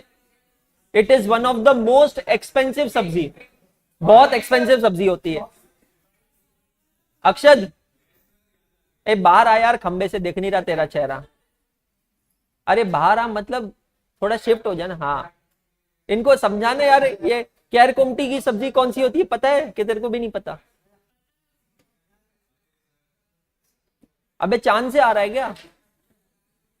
हाँ ये तो एक सब्जी होती है राजस्थान में, बाद में गूगल कर लेना, नहीं तो मम्मी वगैरह को पूछना, पता होगा। कैर कुमटी सांगरी की सब्जी होती है, इट इज वेरी एक्सपेंसिव सब्जी, मतलब प्रीमियम चार्ज करते हैं ये लोग उसका, ठीक है। तो 2 सब्जी फिक्स हो गई, एक मटर पनीर, एक कैर कुमटी सांगरी। हाँ ये देखो सौम्या ने बहुत अच्छा दिया है, नवरत्न कोरमा, ड्राई फ्रूट्स की सब्जी। अबे आलू रखेगा बता, हनुमान जी के पंगत में आए यहां पे। सो नवरत्न कोरमा, चलो 3 सब्जियां हो गई। हाँ अब 2 तरीके की दाल रखते हैं, एक रखते हैं अरहर वाली दाल और एक दाल मखनी, ब्लैक दाल। भाई साहब अच्छा, अब इसके बाद क्या है, दाल हो गई, सब्जी हो गई, अब रोटी।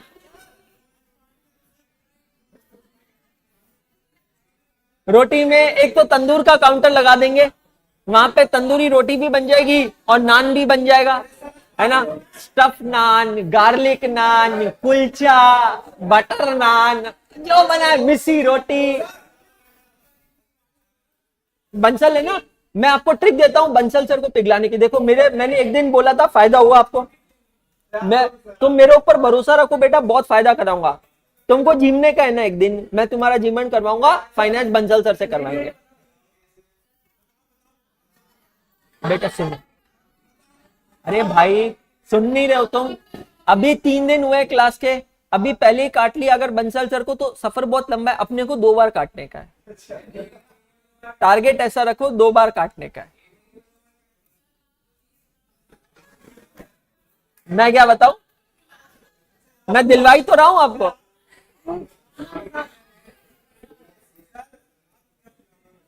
मैं कब खिलाऊंगा? मेरे पैसे से, मेरे पास पैसे ही नहीं है sir. I am a very poor person sir, very. मेरे चेहरे से गरीबी नहीं दिख रही आपको? अब दिख रही है थोड़ी? बहुत बढ़िया, चलो पढ़ाई करो। रोटी बन गई, अब आते हैं राइस पे। राइस में रखते हैं जीरा राइस। अच्छा, जीरा राइस में हींग डालना थोड़ी। हींग से क्या होता है ना, फ्लेवर बहुत अच्छा आता है, फ्रेग्रेंस बहुत अच्छी होती है। ठीक है, पुलाव, जीरा राइस और पुलाव।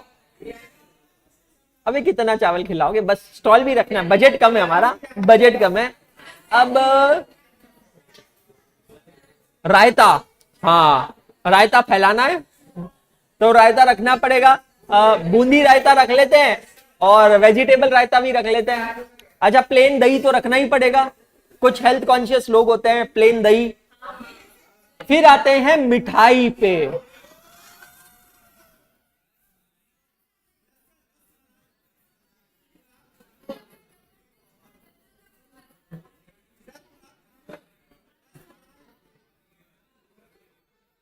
ये देखो यहां पर मिठाई का मेन्यू आया चैट में, श्रीजा चक्रवर्ती, चक्रवर्ती का सर बंगाली मेन्यू, बटर नान, छोले, प्लेन राइस, दाल मखनी, चनर डालना, ढोकर डालना, रवरत्न रुई, मच्छर कालिया, पौन माली करी, पावड़ा मच्छ, मटन बिरयानी, चिकन कोशा, गाजर का हलवा, रसोमलाई, संदेश, रसगुल्ला, चटनी विद पापड़, आइसक्रीम।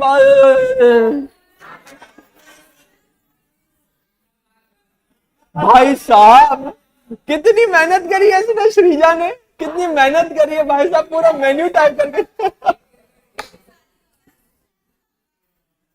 सब जने पूछ रहे श्रीजा आपकी शादी कब है और कहां है? We are self invited for that. My goodness. So यार डेजर्ट्स रखते हैं, बहुत सारी तरह की मिठाई हो गई। ठीक है, नहीं हम लोग रखेंगे 15 टाइप की मिठाई रख लेते हैं। 15। भाई मेरी शादी में ना 75 टाइप की मिठाई थी। मेरी शादी में मैंने बुलाया नहीं आपको। हाँ, मतलब अगर कोई एक एक पीस भी ट्राई करता था ना तो उसके पेट में 2-2.5 किलो मिठाई जमा हो जाती थी। हाँ, मेरी शादी की पार्टी दे दो, कौन सी वाली? अच्छा ये हो गया, एक और कर लो, बजट नहीं है भाई।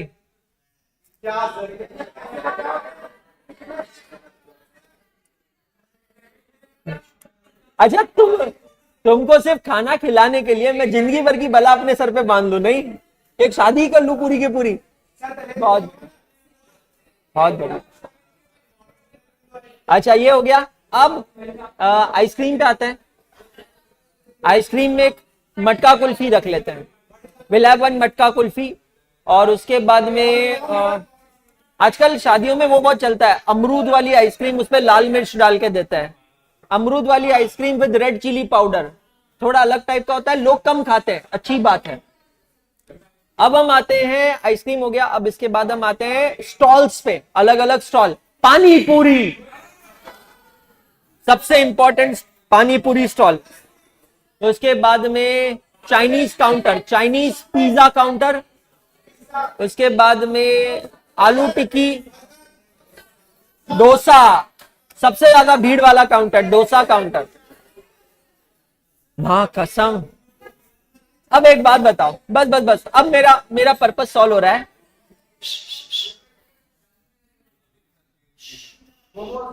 हाँ हाँ, मेन्यू आपको बता दिया, मेन्यू आपको बता दिया। 30 सेकेंड तक अपने दिमाग में प्रोसेस करो, think like a cater and calculate the cost per plate. Don't speak your answer, process the entire menu in your mind. 1000 people with in the city limits, ठीक है, average plates, average number of waiters, calculate कीजिएगा cost per plate. मैं सिर्फ देखना चाहता हूं आपकी सोच कहां से कहां तक कैसे जा सकती है।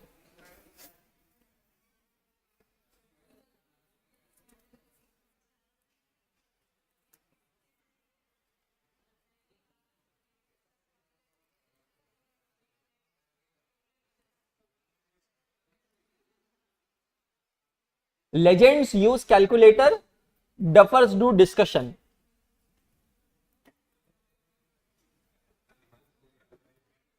अपन का दिमाग किच कैलकुलेटर है सर। प्रिया कहती है तुम गरीब लोग कैलकुलेट करो, जब खाना होगा मुझे बुला लेना, मैं आ जाऊंगी वहां पर, हम वहां पर आकर टिकटॉक बनाएंगे।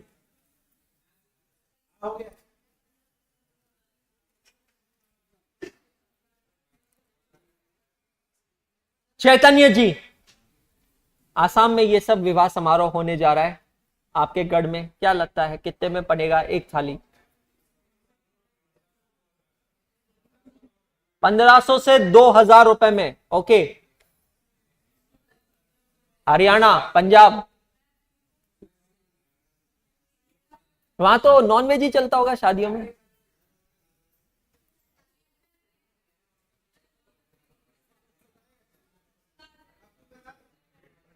हाँ, रेट बताओ क्या रेट है?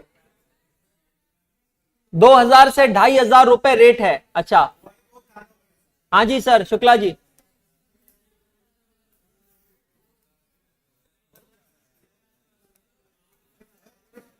800 से 1200। ओके सर, आपका 1000 रुपए अप्रोक्सीमेटली। ओके, पटना में क्या हाल है भाई? 950 रुपए।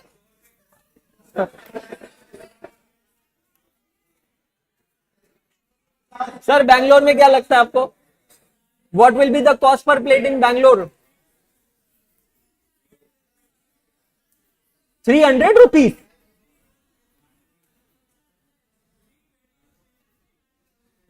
This 320 to 350 rupees. मैं अभी ऑर्डर दे रहा हूं भाई। तो भी यार 320 रुपए में खाना बना दोगे सर? Something is wrong. अंश भाई 1200 से 1500।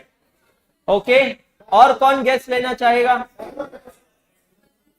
खुशी 1500 से 2000 रुपए। अब आप यहां पे सबके एस्टिमेशन में डिफरेंस देख रहे हो कितना कितना आ रहा है। ये पूरा सब्जेक्ट कंप्लीट होने तक ना we must be able to come to a standard deviation limit, तब जाकर हमारा हॉराइजन ओपन होगा कि एक्चुअली कॉस्ट लगती क्या है। मेरे एक्सपीरियंस के बेसिस पे बता रहा हूं, ये जो मेन्यू हम लोगों ने डिस्कस किया है, सारी चीजें जो हमने डिस्कस की है, this will cost somewhere around 1800 to 2000 rupees per plate. अब मैं आपको रीजन बताता हूं। मार्केट में जाके आप पानी पूरी 20 रुपए प्लेट खाते हो, लेकिन जब हलवाई काउंटर रखता है, केटरर्स काउंटर रखता है ना, तो वो 80 रुपए से 100 रुपए पर प्लेट काउंट करता है। अब आप कहोगे सर फिर तो हम ठेले वाले को लाके खड़ा कर दें, तो कर दो ना, ठेले वाले लाके खड़ा रहेगा, वो वैसे ही दिखेगा। हलवाई का जो पानी पूरी वाला होता है वो क्या कहता है, मैं स्पेशली इसी चीज के लिए आ रहा हूं, मैं मिनरल वाटर का बनाऊंगा, हम सर्व करेंगे, ये वो। Everything becomes expensive. Economies of scale हर जगह अप्लाई नहीं होता है, आप समझ रहे? It is different in different situation. मेरा एक्सपीरियंस है, ये जो हमने पूरा मेन्यू डिस्कस किया है, it will not cost less than 1800 rupees and around 2200 rupees इसका प्राइस लगने वाला है, depending on the negotiation. So that's how it is. बहुत ज्यादा है सर, ऐसा ही होता है सर। आया समझ में सबको? तो आपने वर्चुअली दोस्तों अभी अपने दिमाग में एक तरीके से कॉस्ट शीट बनाई है। आपने अपने दिमाग के अंदर ये कॉस्ट शीट बनाई होगी कि कितना प्राइस लगाओ। ऑब्वियसली अभी बहुत प्री मैच्योर लेवल पे है, none of you would have calculated कितना मटेरियल लगा होगा, उसका रेट क्या लगा होगा, कैसे लगा होगा, वो आपको बिल्कुल नहीं पता। लेकिन एक एक्सरसाइज में आज आपको, एक होमवर्क आज मैं आपको यहां दे रहा हूं, मेरी बात ध्यान से सुनना। एक होमवर्क मैं आपको दे रहा हूं और कल यहां पे स्क्रीन पे आके आपको उसका आंसर बोलना है सबके सामने, ऑनलाइन स्टूडेंट्स के सामने भी। आपका होमवर्क ये है कि आप लोगों को 100 लोगों के लिए एक बर्थडे पार्टी ऑर्गेनाइज करना है। आपका मेन्यू है पाव भाजी, पुलाव और गुलाब जामुन। नेशनल मेन्यू है, 100 लोगों का पाव भाजी, पुलाव और gulab jamun. Disposable plate use करेंगे और पानी का 20 लीटर का कैन लगा देंगे जो सस्ता पड़ता है। 100 लोगों का बर्थडे पार्टी है। 100 लोगों में से मान के चलिए 50-60% बच्चे हैं और बाकी लोग बड़े हैं। मम्मी से बात करो, आज मम्मी से बात करके लिस्ट बनाओ। मुझे एक्चुअल जेन्युइन लिस्ट चाहिए कल के 100 लोगों के लिए ये पार्टी ऑर्गेनाइज करने में कितना कितना टमाटर, आलू, मटर, मसाला लगेगा। उसका मार्केट का सिंपल है, ग्रोफर्स पे जाके, ब्लिंकिट पे जाकर रेट निकाल सकते हो। आलू का क्या रेट है, टमाटर का क्या रेट है, वो रेट निकालना है। उसका एक कॉस्ट शीट बना के आना है। ये फॉर्मेट नहीं रहा तो भी चलेगा, पर आप समझ रहे हो, उसका एक कॉस्ट शीट बना के आना है। हिंट देता हूं, कॉस्ट शीट बनाते समय चीजों को डिवाइड कर देना। सब्जी का कॉस्ट अलग निकाल देना, डेयरी प्रोडक्ट का कॉस्ट अलग। डेयरी प्रोडक्ट में क्या क्या आ गया, पाव आ गया, बटर आ गया, ये डेयरी प्रोडक्ट में। दूध कहां चाहिए भाई? गुलाब जामुन आप बाहर से खरीद रहे हो तो पैकेज गुलाब जामुन का पैकेट का रेट ले लेना ब्लिंकिट से जाके, और ये पूरा कॉस्ट शीट बनाकर देना है। और मुझे कल फिगर चाहिए कॉस्ट पर प्लेट। 100 लोगों की बर्थडे पार्टी, 50 बच्चे, 50 अडल्ट्स, उसके बेसिस पर क्वांटिटी कैलकुलेट होगी। मम्मी के साथ बैठना, आपको कॉस्टिंग मम्मी सिखा देगी आज कि 50 लोगों का, बच्चे 50 लोग बड़ों का, मुझे ये पाव भाजी बनाना है। क्लियर हो गया यार? बर्थडे पार्टी में यही तो मेन्यू होता है ना, पाव भाजी, पुलाव एंड गुलाब जामुन। केक तो वो लेकर आएंगे, हम केटरर्स है ना, जिसकी बर्थडे पार्टी है वो लेके आएंगे। हम तो केटरर्स हैं, हमें तो ऑर्डर देना है। ठीक है, क्लियर? चलिए आगे बढ़ते हैं। एक इंपॉर्टेंट पॉइंट यहां पर लिखा है, इस पे फोकस कीजिएगा। Sometimes it is given in question, sometimes it is given in question admin overheads related to production. ध्यान से देखना, एक्सीडेंट पॉइंट है। कभी कभी क्वेश्चन में दिया होता है admin overheads relating to production. In such cases it will be added to the factory cost stage. If nothing is given then it will be assumed relating to office and treated as under. एक accident point है, छोटा सा point है, वैसे इसकी जरूरत नहीं थी, पर मॉड्यूल ने कंफ्यूजन क्रिएट किया है, इसीलिए ये नोट मैंने लिखवा है। अगर क्वेश्चन में लिखा है admin overheads related to production, ध्यान से सुनना, admin overheads related to production, हम क्या करेंगे, we will add to factory cost to get cost of production. ये देखिए हमने क्या किया, फैक्ट्री कॉस्ट में ऐड किया to get cost of production. मतलब ये एडमिन ओवरहेड्स कौन से हो गए, रिलेटेड टू प्रोडक्शन। अगर जनरल एडमिन ओवरहेड्स दिया है, जनरल, तो हम क्या करेंगे, we will add to cost of good sold to get cost of sales. तो ये जो कॉस्ट ऑफ गुड सोल्ड हमने यहां पर निकाला है, जिसमें हमने selling and distribution overhead add किया है, उसी के अंदर हम लोग क्या ऐड करेंगे, एडमिन ओवरहेड्स ऐड करेंगे। समझ में आया? ये इतना सा पॉइंट आपको रखना है ध्यान। अपनी बुक्स के अंदर आप आएंगे, क्लास बुक के अंदर आएंगे, page number 6.2, question number 2। Formats मैंने बना के दिए, क्लास बुक में ही सॉल्व करेंगे ये क्वेश्चन को। सॉरी, स्क्रीन बंसल जी, आपको भी छोटू बोलते हैं क्या? तो छोटू किसको बोलते हैं? पूरी क्लास को।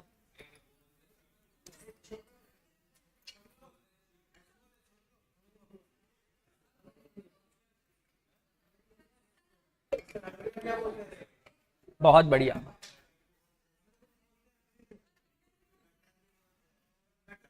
क्या बोलते?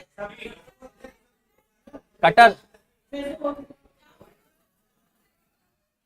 बहुत बढ़िया।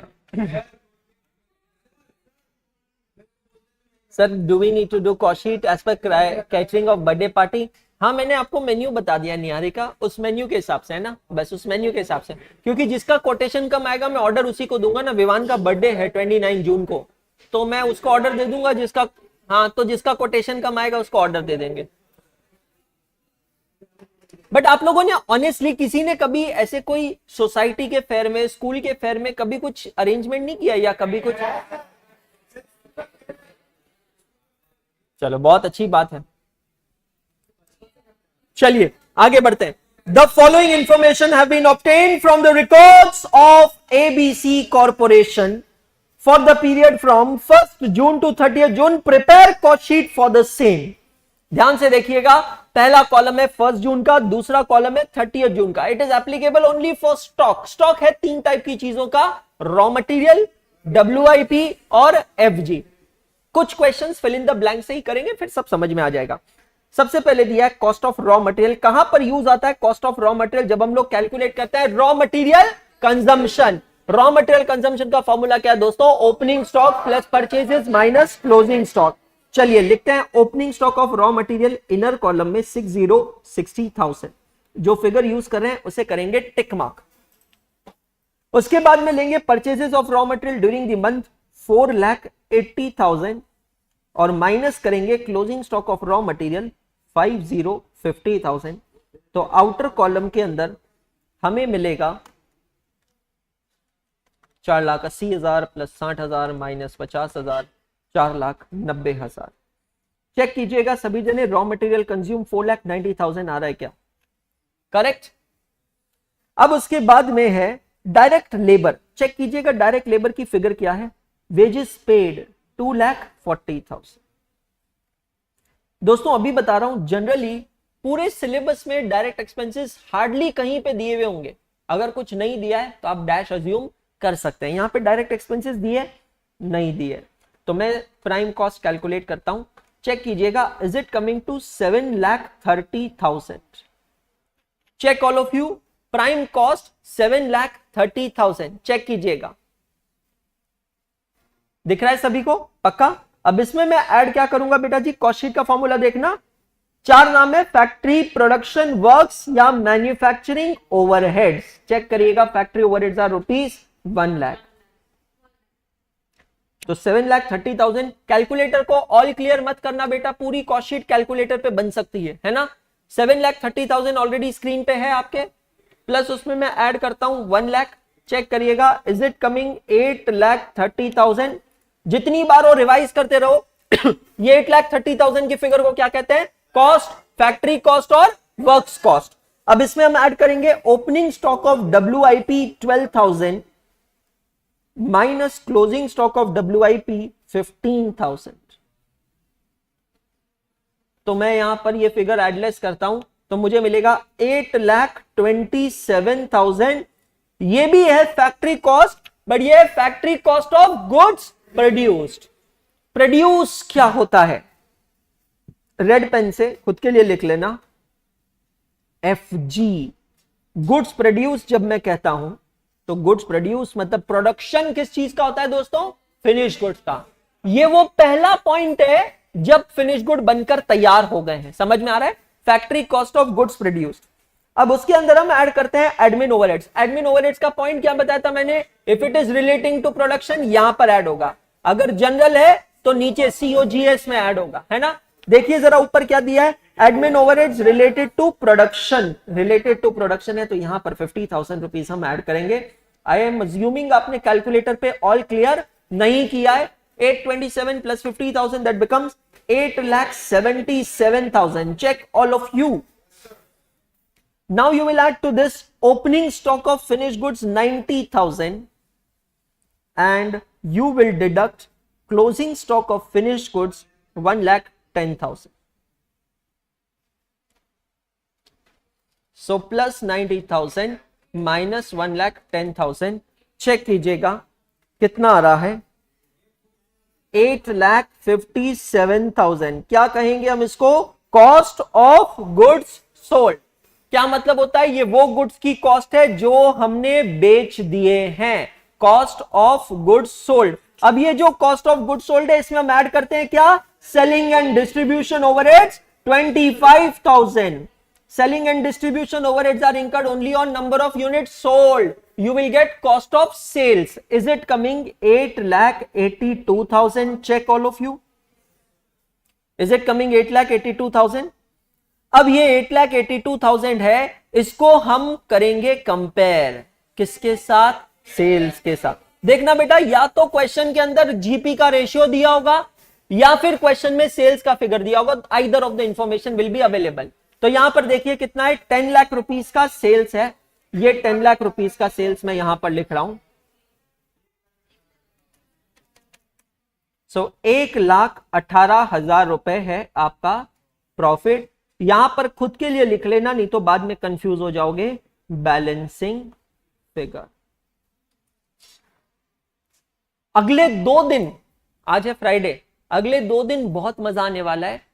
कल के लेक्चर में भी और परसों के लेक्चर में भी बहुत अच्छे क्वेश्चंस हम लोग इस कॉस्ट शीट के करने वाले हैं। संडे को मैं क्लास ले रहा हूं सुबह रेगुलर टाइमिंग पे 8 से 10, और संडे को थोड़ा स्पेशल बनाएंगे। We will make it as a half pant day. ये जो संडे की क्लास होगी, it will be a half pant day. इसका मतलब है क्या है? क्यों? So it's a half pant day, मतलब संडे को हम सब हाफ पैंट में क्लास आएंगे, और there will be an activity also after the class and it will be in half pant. अबे हाफ पैंट बोला है, लंगोट नहीं बोला है।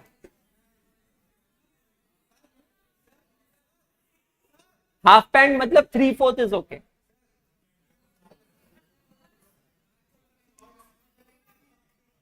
ठीक है, आया सभी का आंसर? काहे दुखी हो मैडम? जल्दी उठना पड़ेगा। बाबू को बोल देना, फोन करके उठा देगा।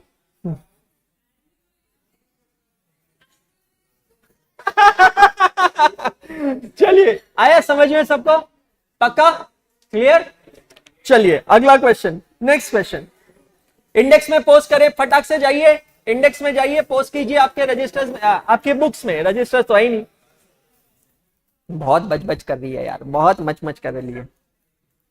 इंडेक्स में जाइए, पोस्ट कीजिए इसे, क्वेश्चन नंबर 2 को। ऑनलाइन वाले भी तो हाफ पैंट में है सर। ऑनलाइन वाले पैंट पहनते भी है क्या?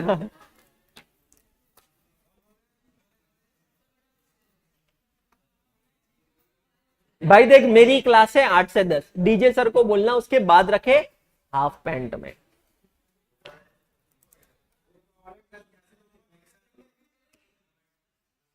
हाँ जी, लुंगी चलेगी। हाँ, यात्री अपने सामान की सुरक्षा स्वयं करें।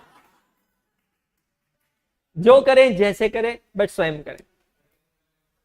लुंगी, धोती,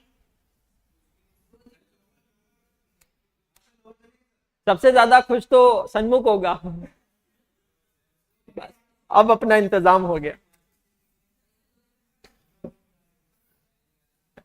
डन ऑल ऑफ यू? आया समझ में? Fill in the blanks clear हुआ? चलिए अब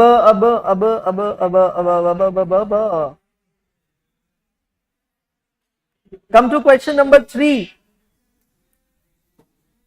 come to question number 3।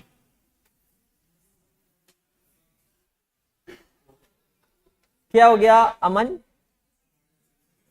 Look under their मतलब? चलिए, एक स्टूडेंट यूट्यूब पे पूछ रहा है, सर हाफ पैंट मतलब कितना हाफ? जितना हाफ आप सहन कर सकते हो।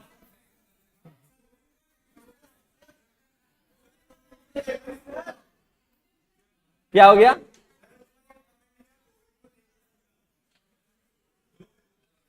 चलिए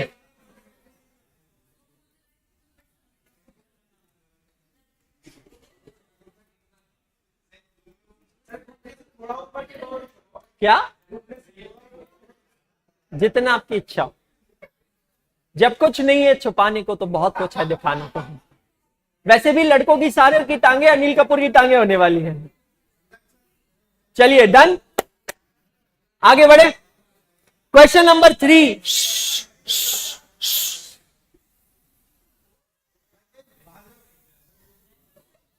क्वेश्चन नंबर 3 सॉल्व करें, 10 मिनट है। Fill in the blanks format आप लोगों के बुक्स में बने हुए हैं।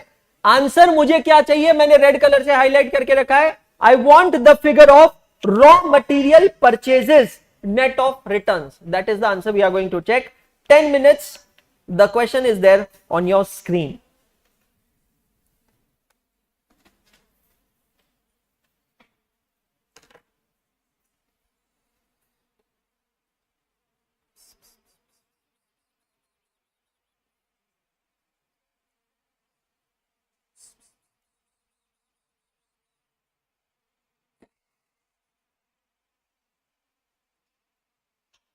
बच्चे कह रहे हैं जूम क्लास रखी है सर संडे को।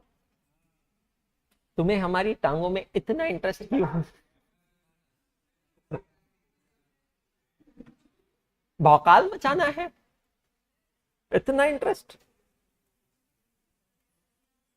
बुक ही नहीं मिली आकांक्षा अभी तक। रेज अ टिकट ऑन एकाग्रता वेबसाइट राइट हैंड साइड। वैसे कॉस्टिंग की बुक्स आउट ऑफ स्टॉक है। कॉस्टिंग की बुक इंदौर पहुंचेगी आज या कल, डिस्पैच हो चुकी है पुणे से। आज कल इंदौर पहुंचेगी, फिर यहां से पैकिंग होकर डिस्पैच हो जाएगी।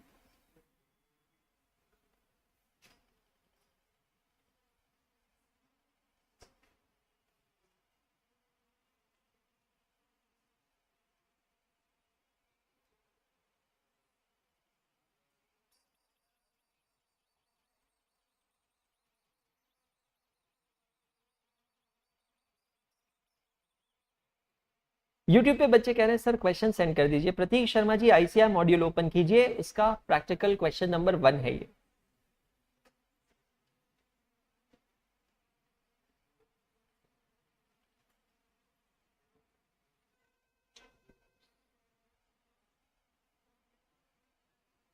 कुछ इंफॉर्मेशन क्वेश्चन में ऐसी दी है जिससे आप कंफ्यूज हो सकते हैं, बट आपको कंफ्यूज नहीं होना है।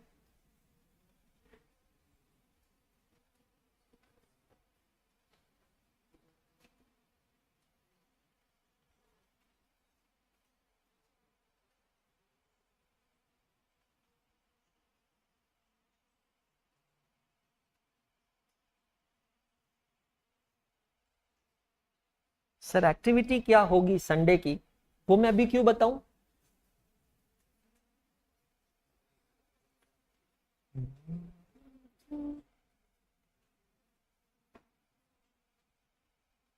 अच्छा, ऐसी चीज हम सिर्फ संडे को कर सकते हैं क्योंकि वीकडे में पूरा मार्केट हमारी टांगे देखेगा। अच्छा लगेगा क्या? सपोज इमेजिन करो कोई पेरेंट्स मुझसे मिलने आए और मैं हाफ पैंट में हूं, मेरी इज्जत का तो कचरा हो जाएगा। मेरे को बोलेंगे रामू काका जाके ऐसी अंशुल अग्रवाल को बुलाओ, कितना बुरा लगेगा बताओ? उनके लिए तो मैं रामू का करूंगा ना।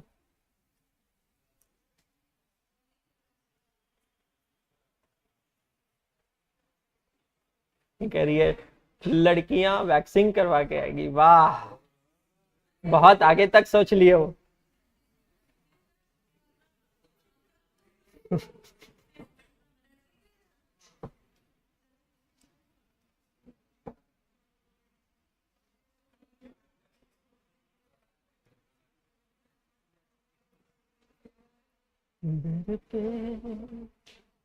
तेरे आगे मैं खड़ा सर झुका के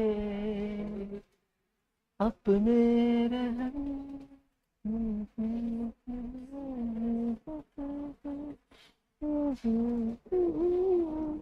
मेरे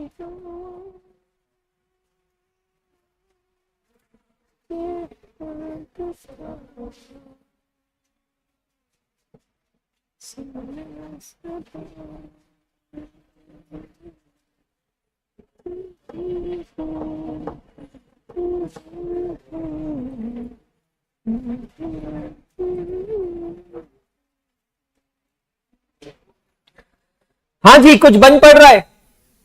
4 मिनट हो गए। सिंपल सी टिप बताता हूं, जितने फिगर्स दिए हैं उसको सही जगह पर लिख लो और उसके बाद चेस के गेम की तरह खेल लो।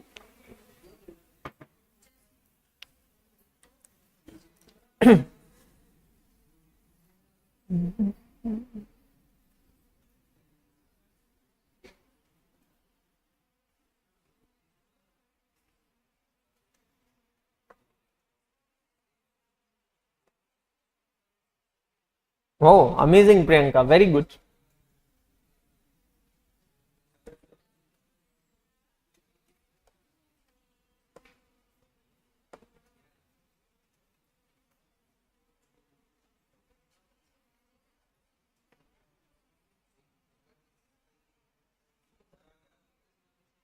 हो गया।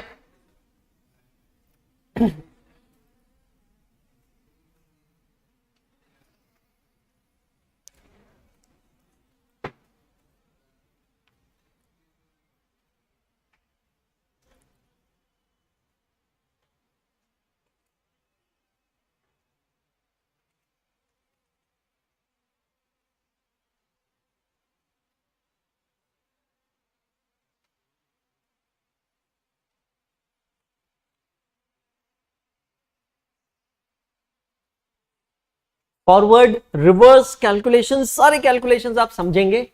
एक बार आप कॉस्ट शीट में जो गिवन फिगर्स हैं उसको लिख दीजिए, फिर दिमाग चलाना है कहां से कैसे किस तरीके से बाकी की फिगर्स आप निकाल सकते हैं। क्वेश्चन बहुत सिंपल है, compute the value of material purchase and prepare the cost sheet from the given information. जो इंफॉर्मेशन आपको दी गई है उसके बेसिस पे टू द एक्सटेंट पॉसिबल आपको मैक्सिमम कॉस्ट शीट बनानी है और कैलकुलेट करना है वैल्यू ऑफ मटेरियल परचेज्ड।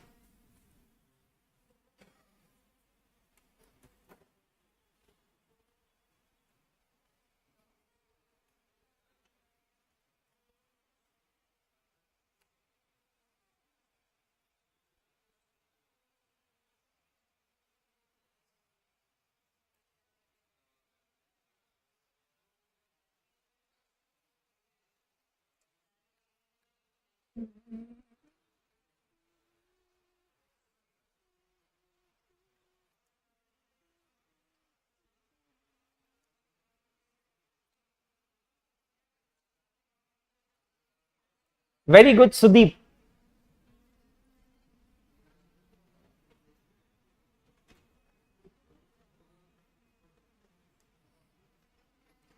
ये बस यहां पर देखना, ब्रैकेट की लोकेशन थोड़ी सी इस तरीके से है ना, ये इस तरीके से cost of good sold into bracket excluding administration expenses bracket close is ₹56,000। अच्छा, ये देखिए, cost of good sold excluding administration expenses bracket close is ₹56,000। क्या? अरे यार क्या, हाँ बस लास्ट 3 मिनट्स लेफ्ट, 3 मिनट हो गया। क्यों? डोंट गिव अप मैम, नहीं समझ में आ रहा चीटिंग कर लो, बट आंसर आना चाहिए। दिव्यता ऐसे ही करती है cheating.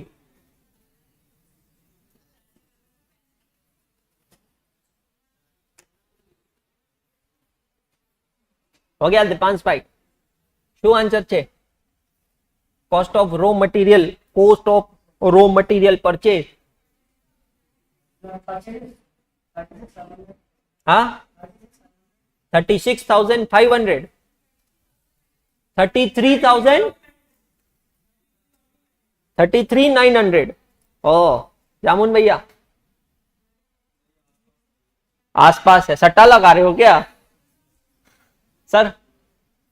What's your answer? 33,900। My goodness.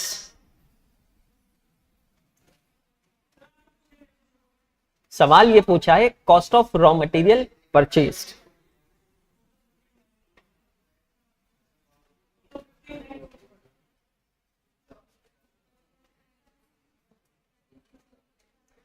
Last 1 minute left, शेवटचं 1 मिनिट। प्रताप भैया जी हो गया। चलिए मैं स्टार्ट करता हूं सॉल्व करना। जो फिगर दिए उसे मैं लिखता हूं। सबसे पहले दिया है हमें डायरेक्ट लेबर कॉस्ट 17,500, तो डायरेक्ट लेबर कॉस्ट में मैं लिख रहा हूं 17,500, ठीक है जी। ब्रैकेट में कुछ दिया है being 175% of works overheads, works overhead, factory overheads, admin overheads, production overheads, 4 नाम है, ठीक है। अब डायरेक्ट लेबर कॉस्ट जो है 17,500, it is 175% of works overheads. तो मतलब अगर 17,500 175% है तो 100% कितना होगा? The answer is 10,000। तो जो हमारा प्रोडक्शन या वर्क्स ओवरहेड्स है, ये फिगर मुझे मिल गई है 10,000। चेक कीजिएगा सभी जने, ठीक है। अब इसके बाद क्या कहा है आपसे, अगली फिगर दी है cost of goods sold excluding admin expenses are ₹56,000। Cost of goods sold कहिया छे, कहिया छे, कहिया छे, कहिया छे, but this is excluding admin expenses. एक बार का मैंने लिख लिया, बाकी का जो होगा देखेंगे, ठीक है। इसके बाद में कहा है inventory showed as follows, raw material opening 8,000, opening stock of raw material 8,000, closing stock is 10,600। Balancing figure मुझे रॉ मटेरियल परचेजेस निकालना पड़ेगा, ठीक है। WIP का ओपनिंग है 10,500 और WIP का क्लोजिंग है 14,500। चलिए फिनिश गुड्स का ओपनिंग है 17,600 और फिनिश गुड्स का क्लोजिंग है 19,000।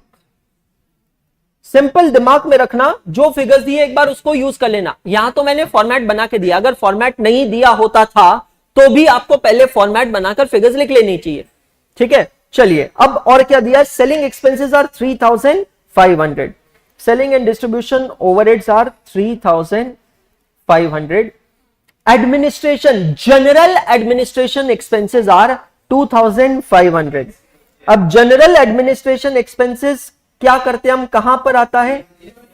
COGS में आता है। मतलब सर ये जो फॉर्मेट में दिया है ये यहां पर अप्लाई नहीं होगा, तो कॉस्ट ऑफ गुड्स सोल्ड उसके नीचे मैं यहां पर ऐड कर देता हूं एडमिन ओवरहेड्स। कितना है बेटा जी एडमिन ओवरहेड्स? 2,500, तो उसको मैं यहां छोटा सा लिख लेता हूं 2,500, ठीक है। Sales are 75,000, sales are 75,000, okay. Complete हो गया है, सारी फिगर यूज कर लिए सब जने मेरे साथ है। फोकस कीजिएगा कैसे आगे बढ़ेंगे। यार मुझे ऊपर वाला हिस्सा तो अभी समझ में नहीं आ रहा है, बट नीचे वाला हिस्सा क्लियर है। Do you think so?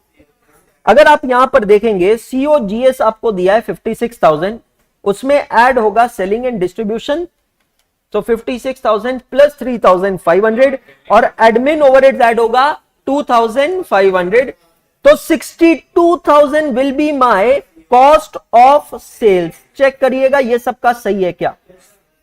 अगर 62,000 कॉस्ट ऑफ सेल्स है और 75,000 का सेल्स है तो प्रॉफिट कितना होगा?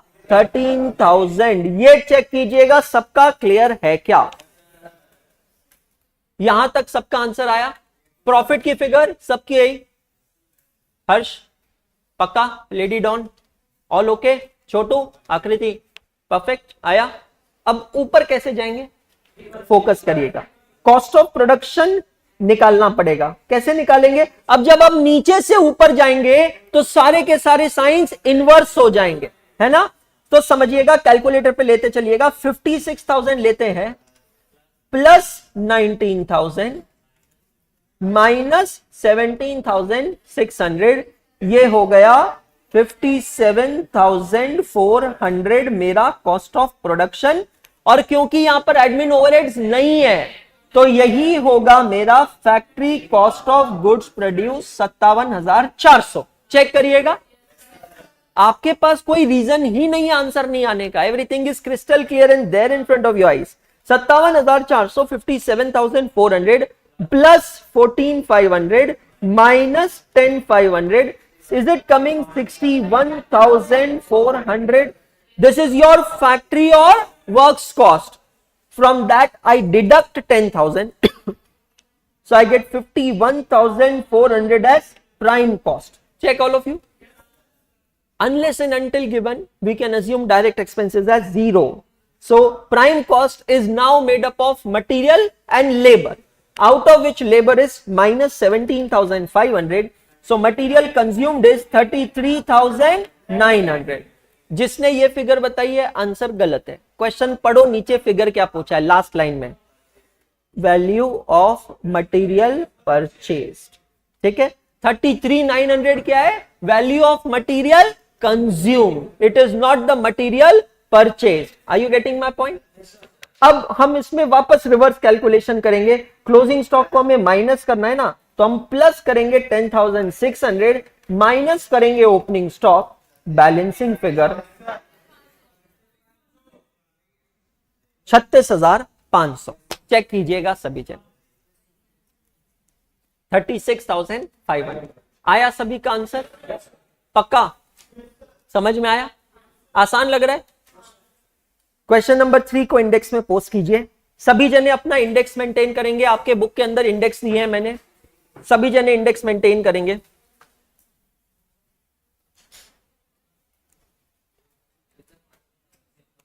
हाँ, क्यों? अच्छा, रजिस्टर का इंडेक्स कैसे मेंटेन करना है I will teach in tomorrow's class, but those who know, जो नए स्टूडेंट्स हैं उनके लिए मैं कल बताऊंगा, बट जिसको पता है वह भी रजिस्टर का इंडेक्स मेंटेन करेंगे. क्वेश्चन नंबर 3 आप वहां पे पोस्ट करेंगे.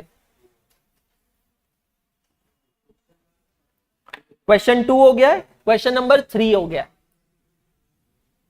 कम टू क्वेश्चन नंबर 1. ध्यान से सुनिएगा.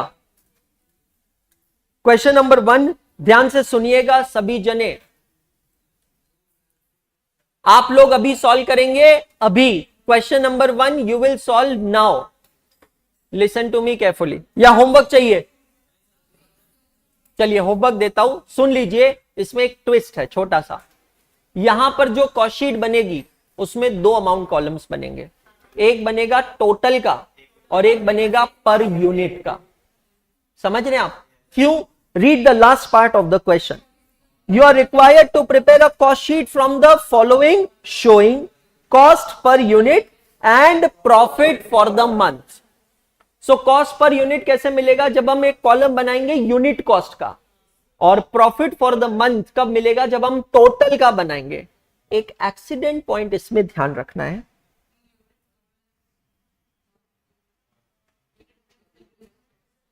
Units produced are 4,000 and units sold are 3,600. There is no WIP, there is no raw material, nothing. But my dear friends, if you remember, मैंने जब आज आपको कॉस्ट शीट एक्सप्लेन की थी तब आपसे कहा था कि एक लेवल तक हम कॉस्ट कैलकुलेट करते हैं ऑफ द गुड्स प्रोड्यूस्ड, और एक पॉइंट के बाद हम जाते हैं cost of good units goods sold. बस उस पॉइंट को ध्यान में रखकर आपको कॉस्ट शीट बनाना है. कॉस्ट शीट आप बनाएंगे, कल की क्लास में हम लोग इसको चेक करेंगे. क्लियर हो गया सभी को? करेक्ट. सो फिर से मुलाकात होगी आपसे कल सुबह 8 बजे. Tomorrow is not a half pen day. Again मैं याद दिला दूं, half pen day is on Sunday. It's not tomorrow. Thank you so much. Have a good day all of you. Thank you all the students watching online. Thank you all the students watching on YouTube. Thank you so much.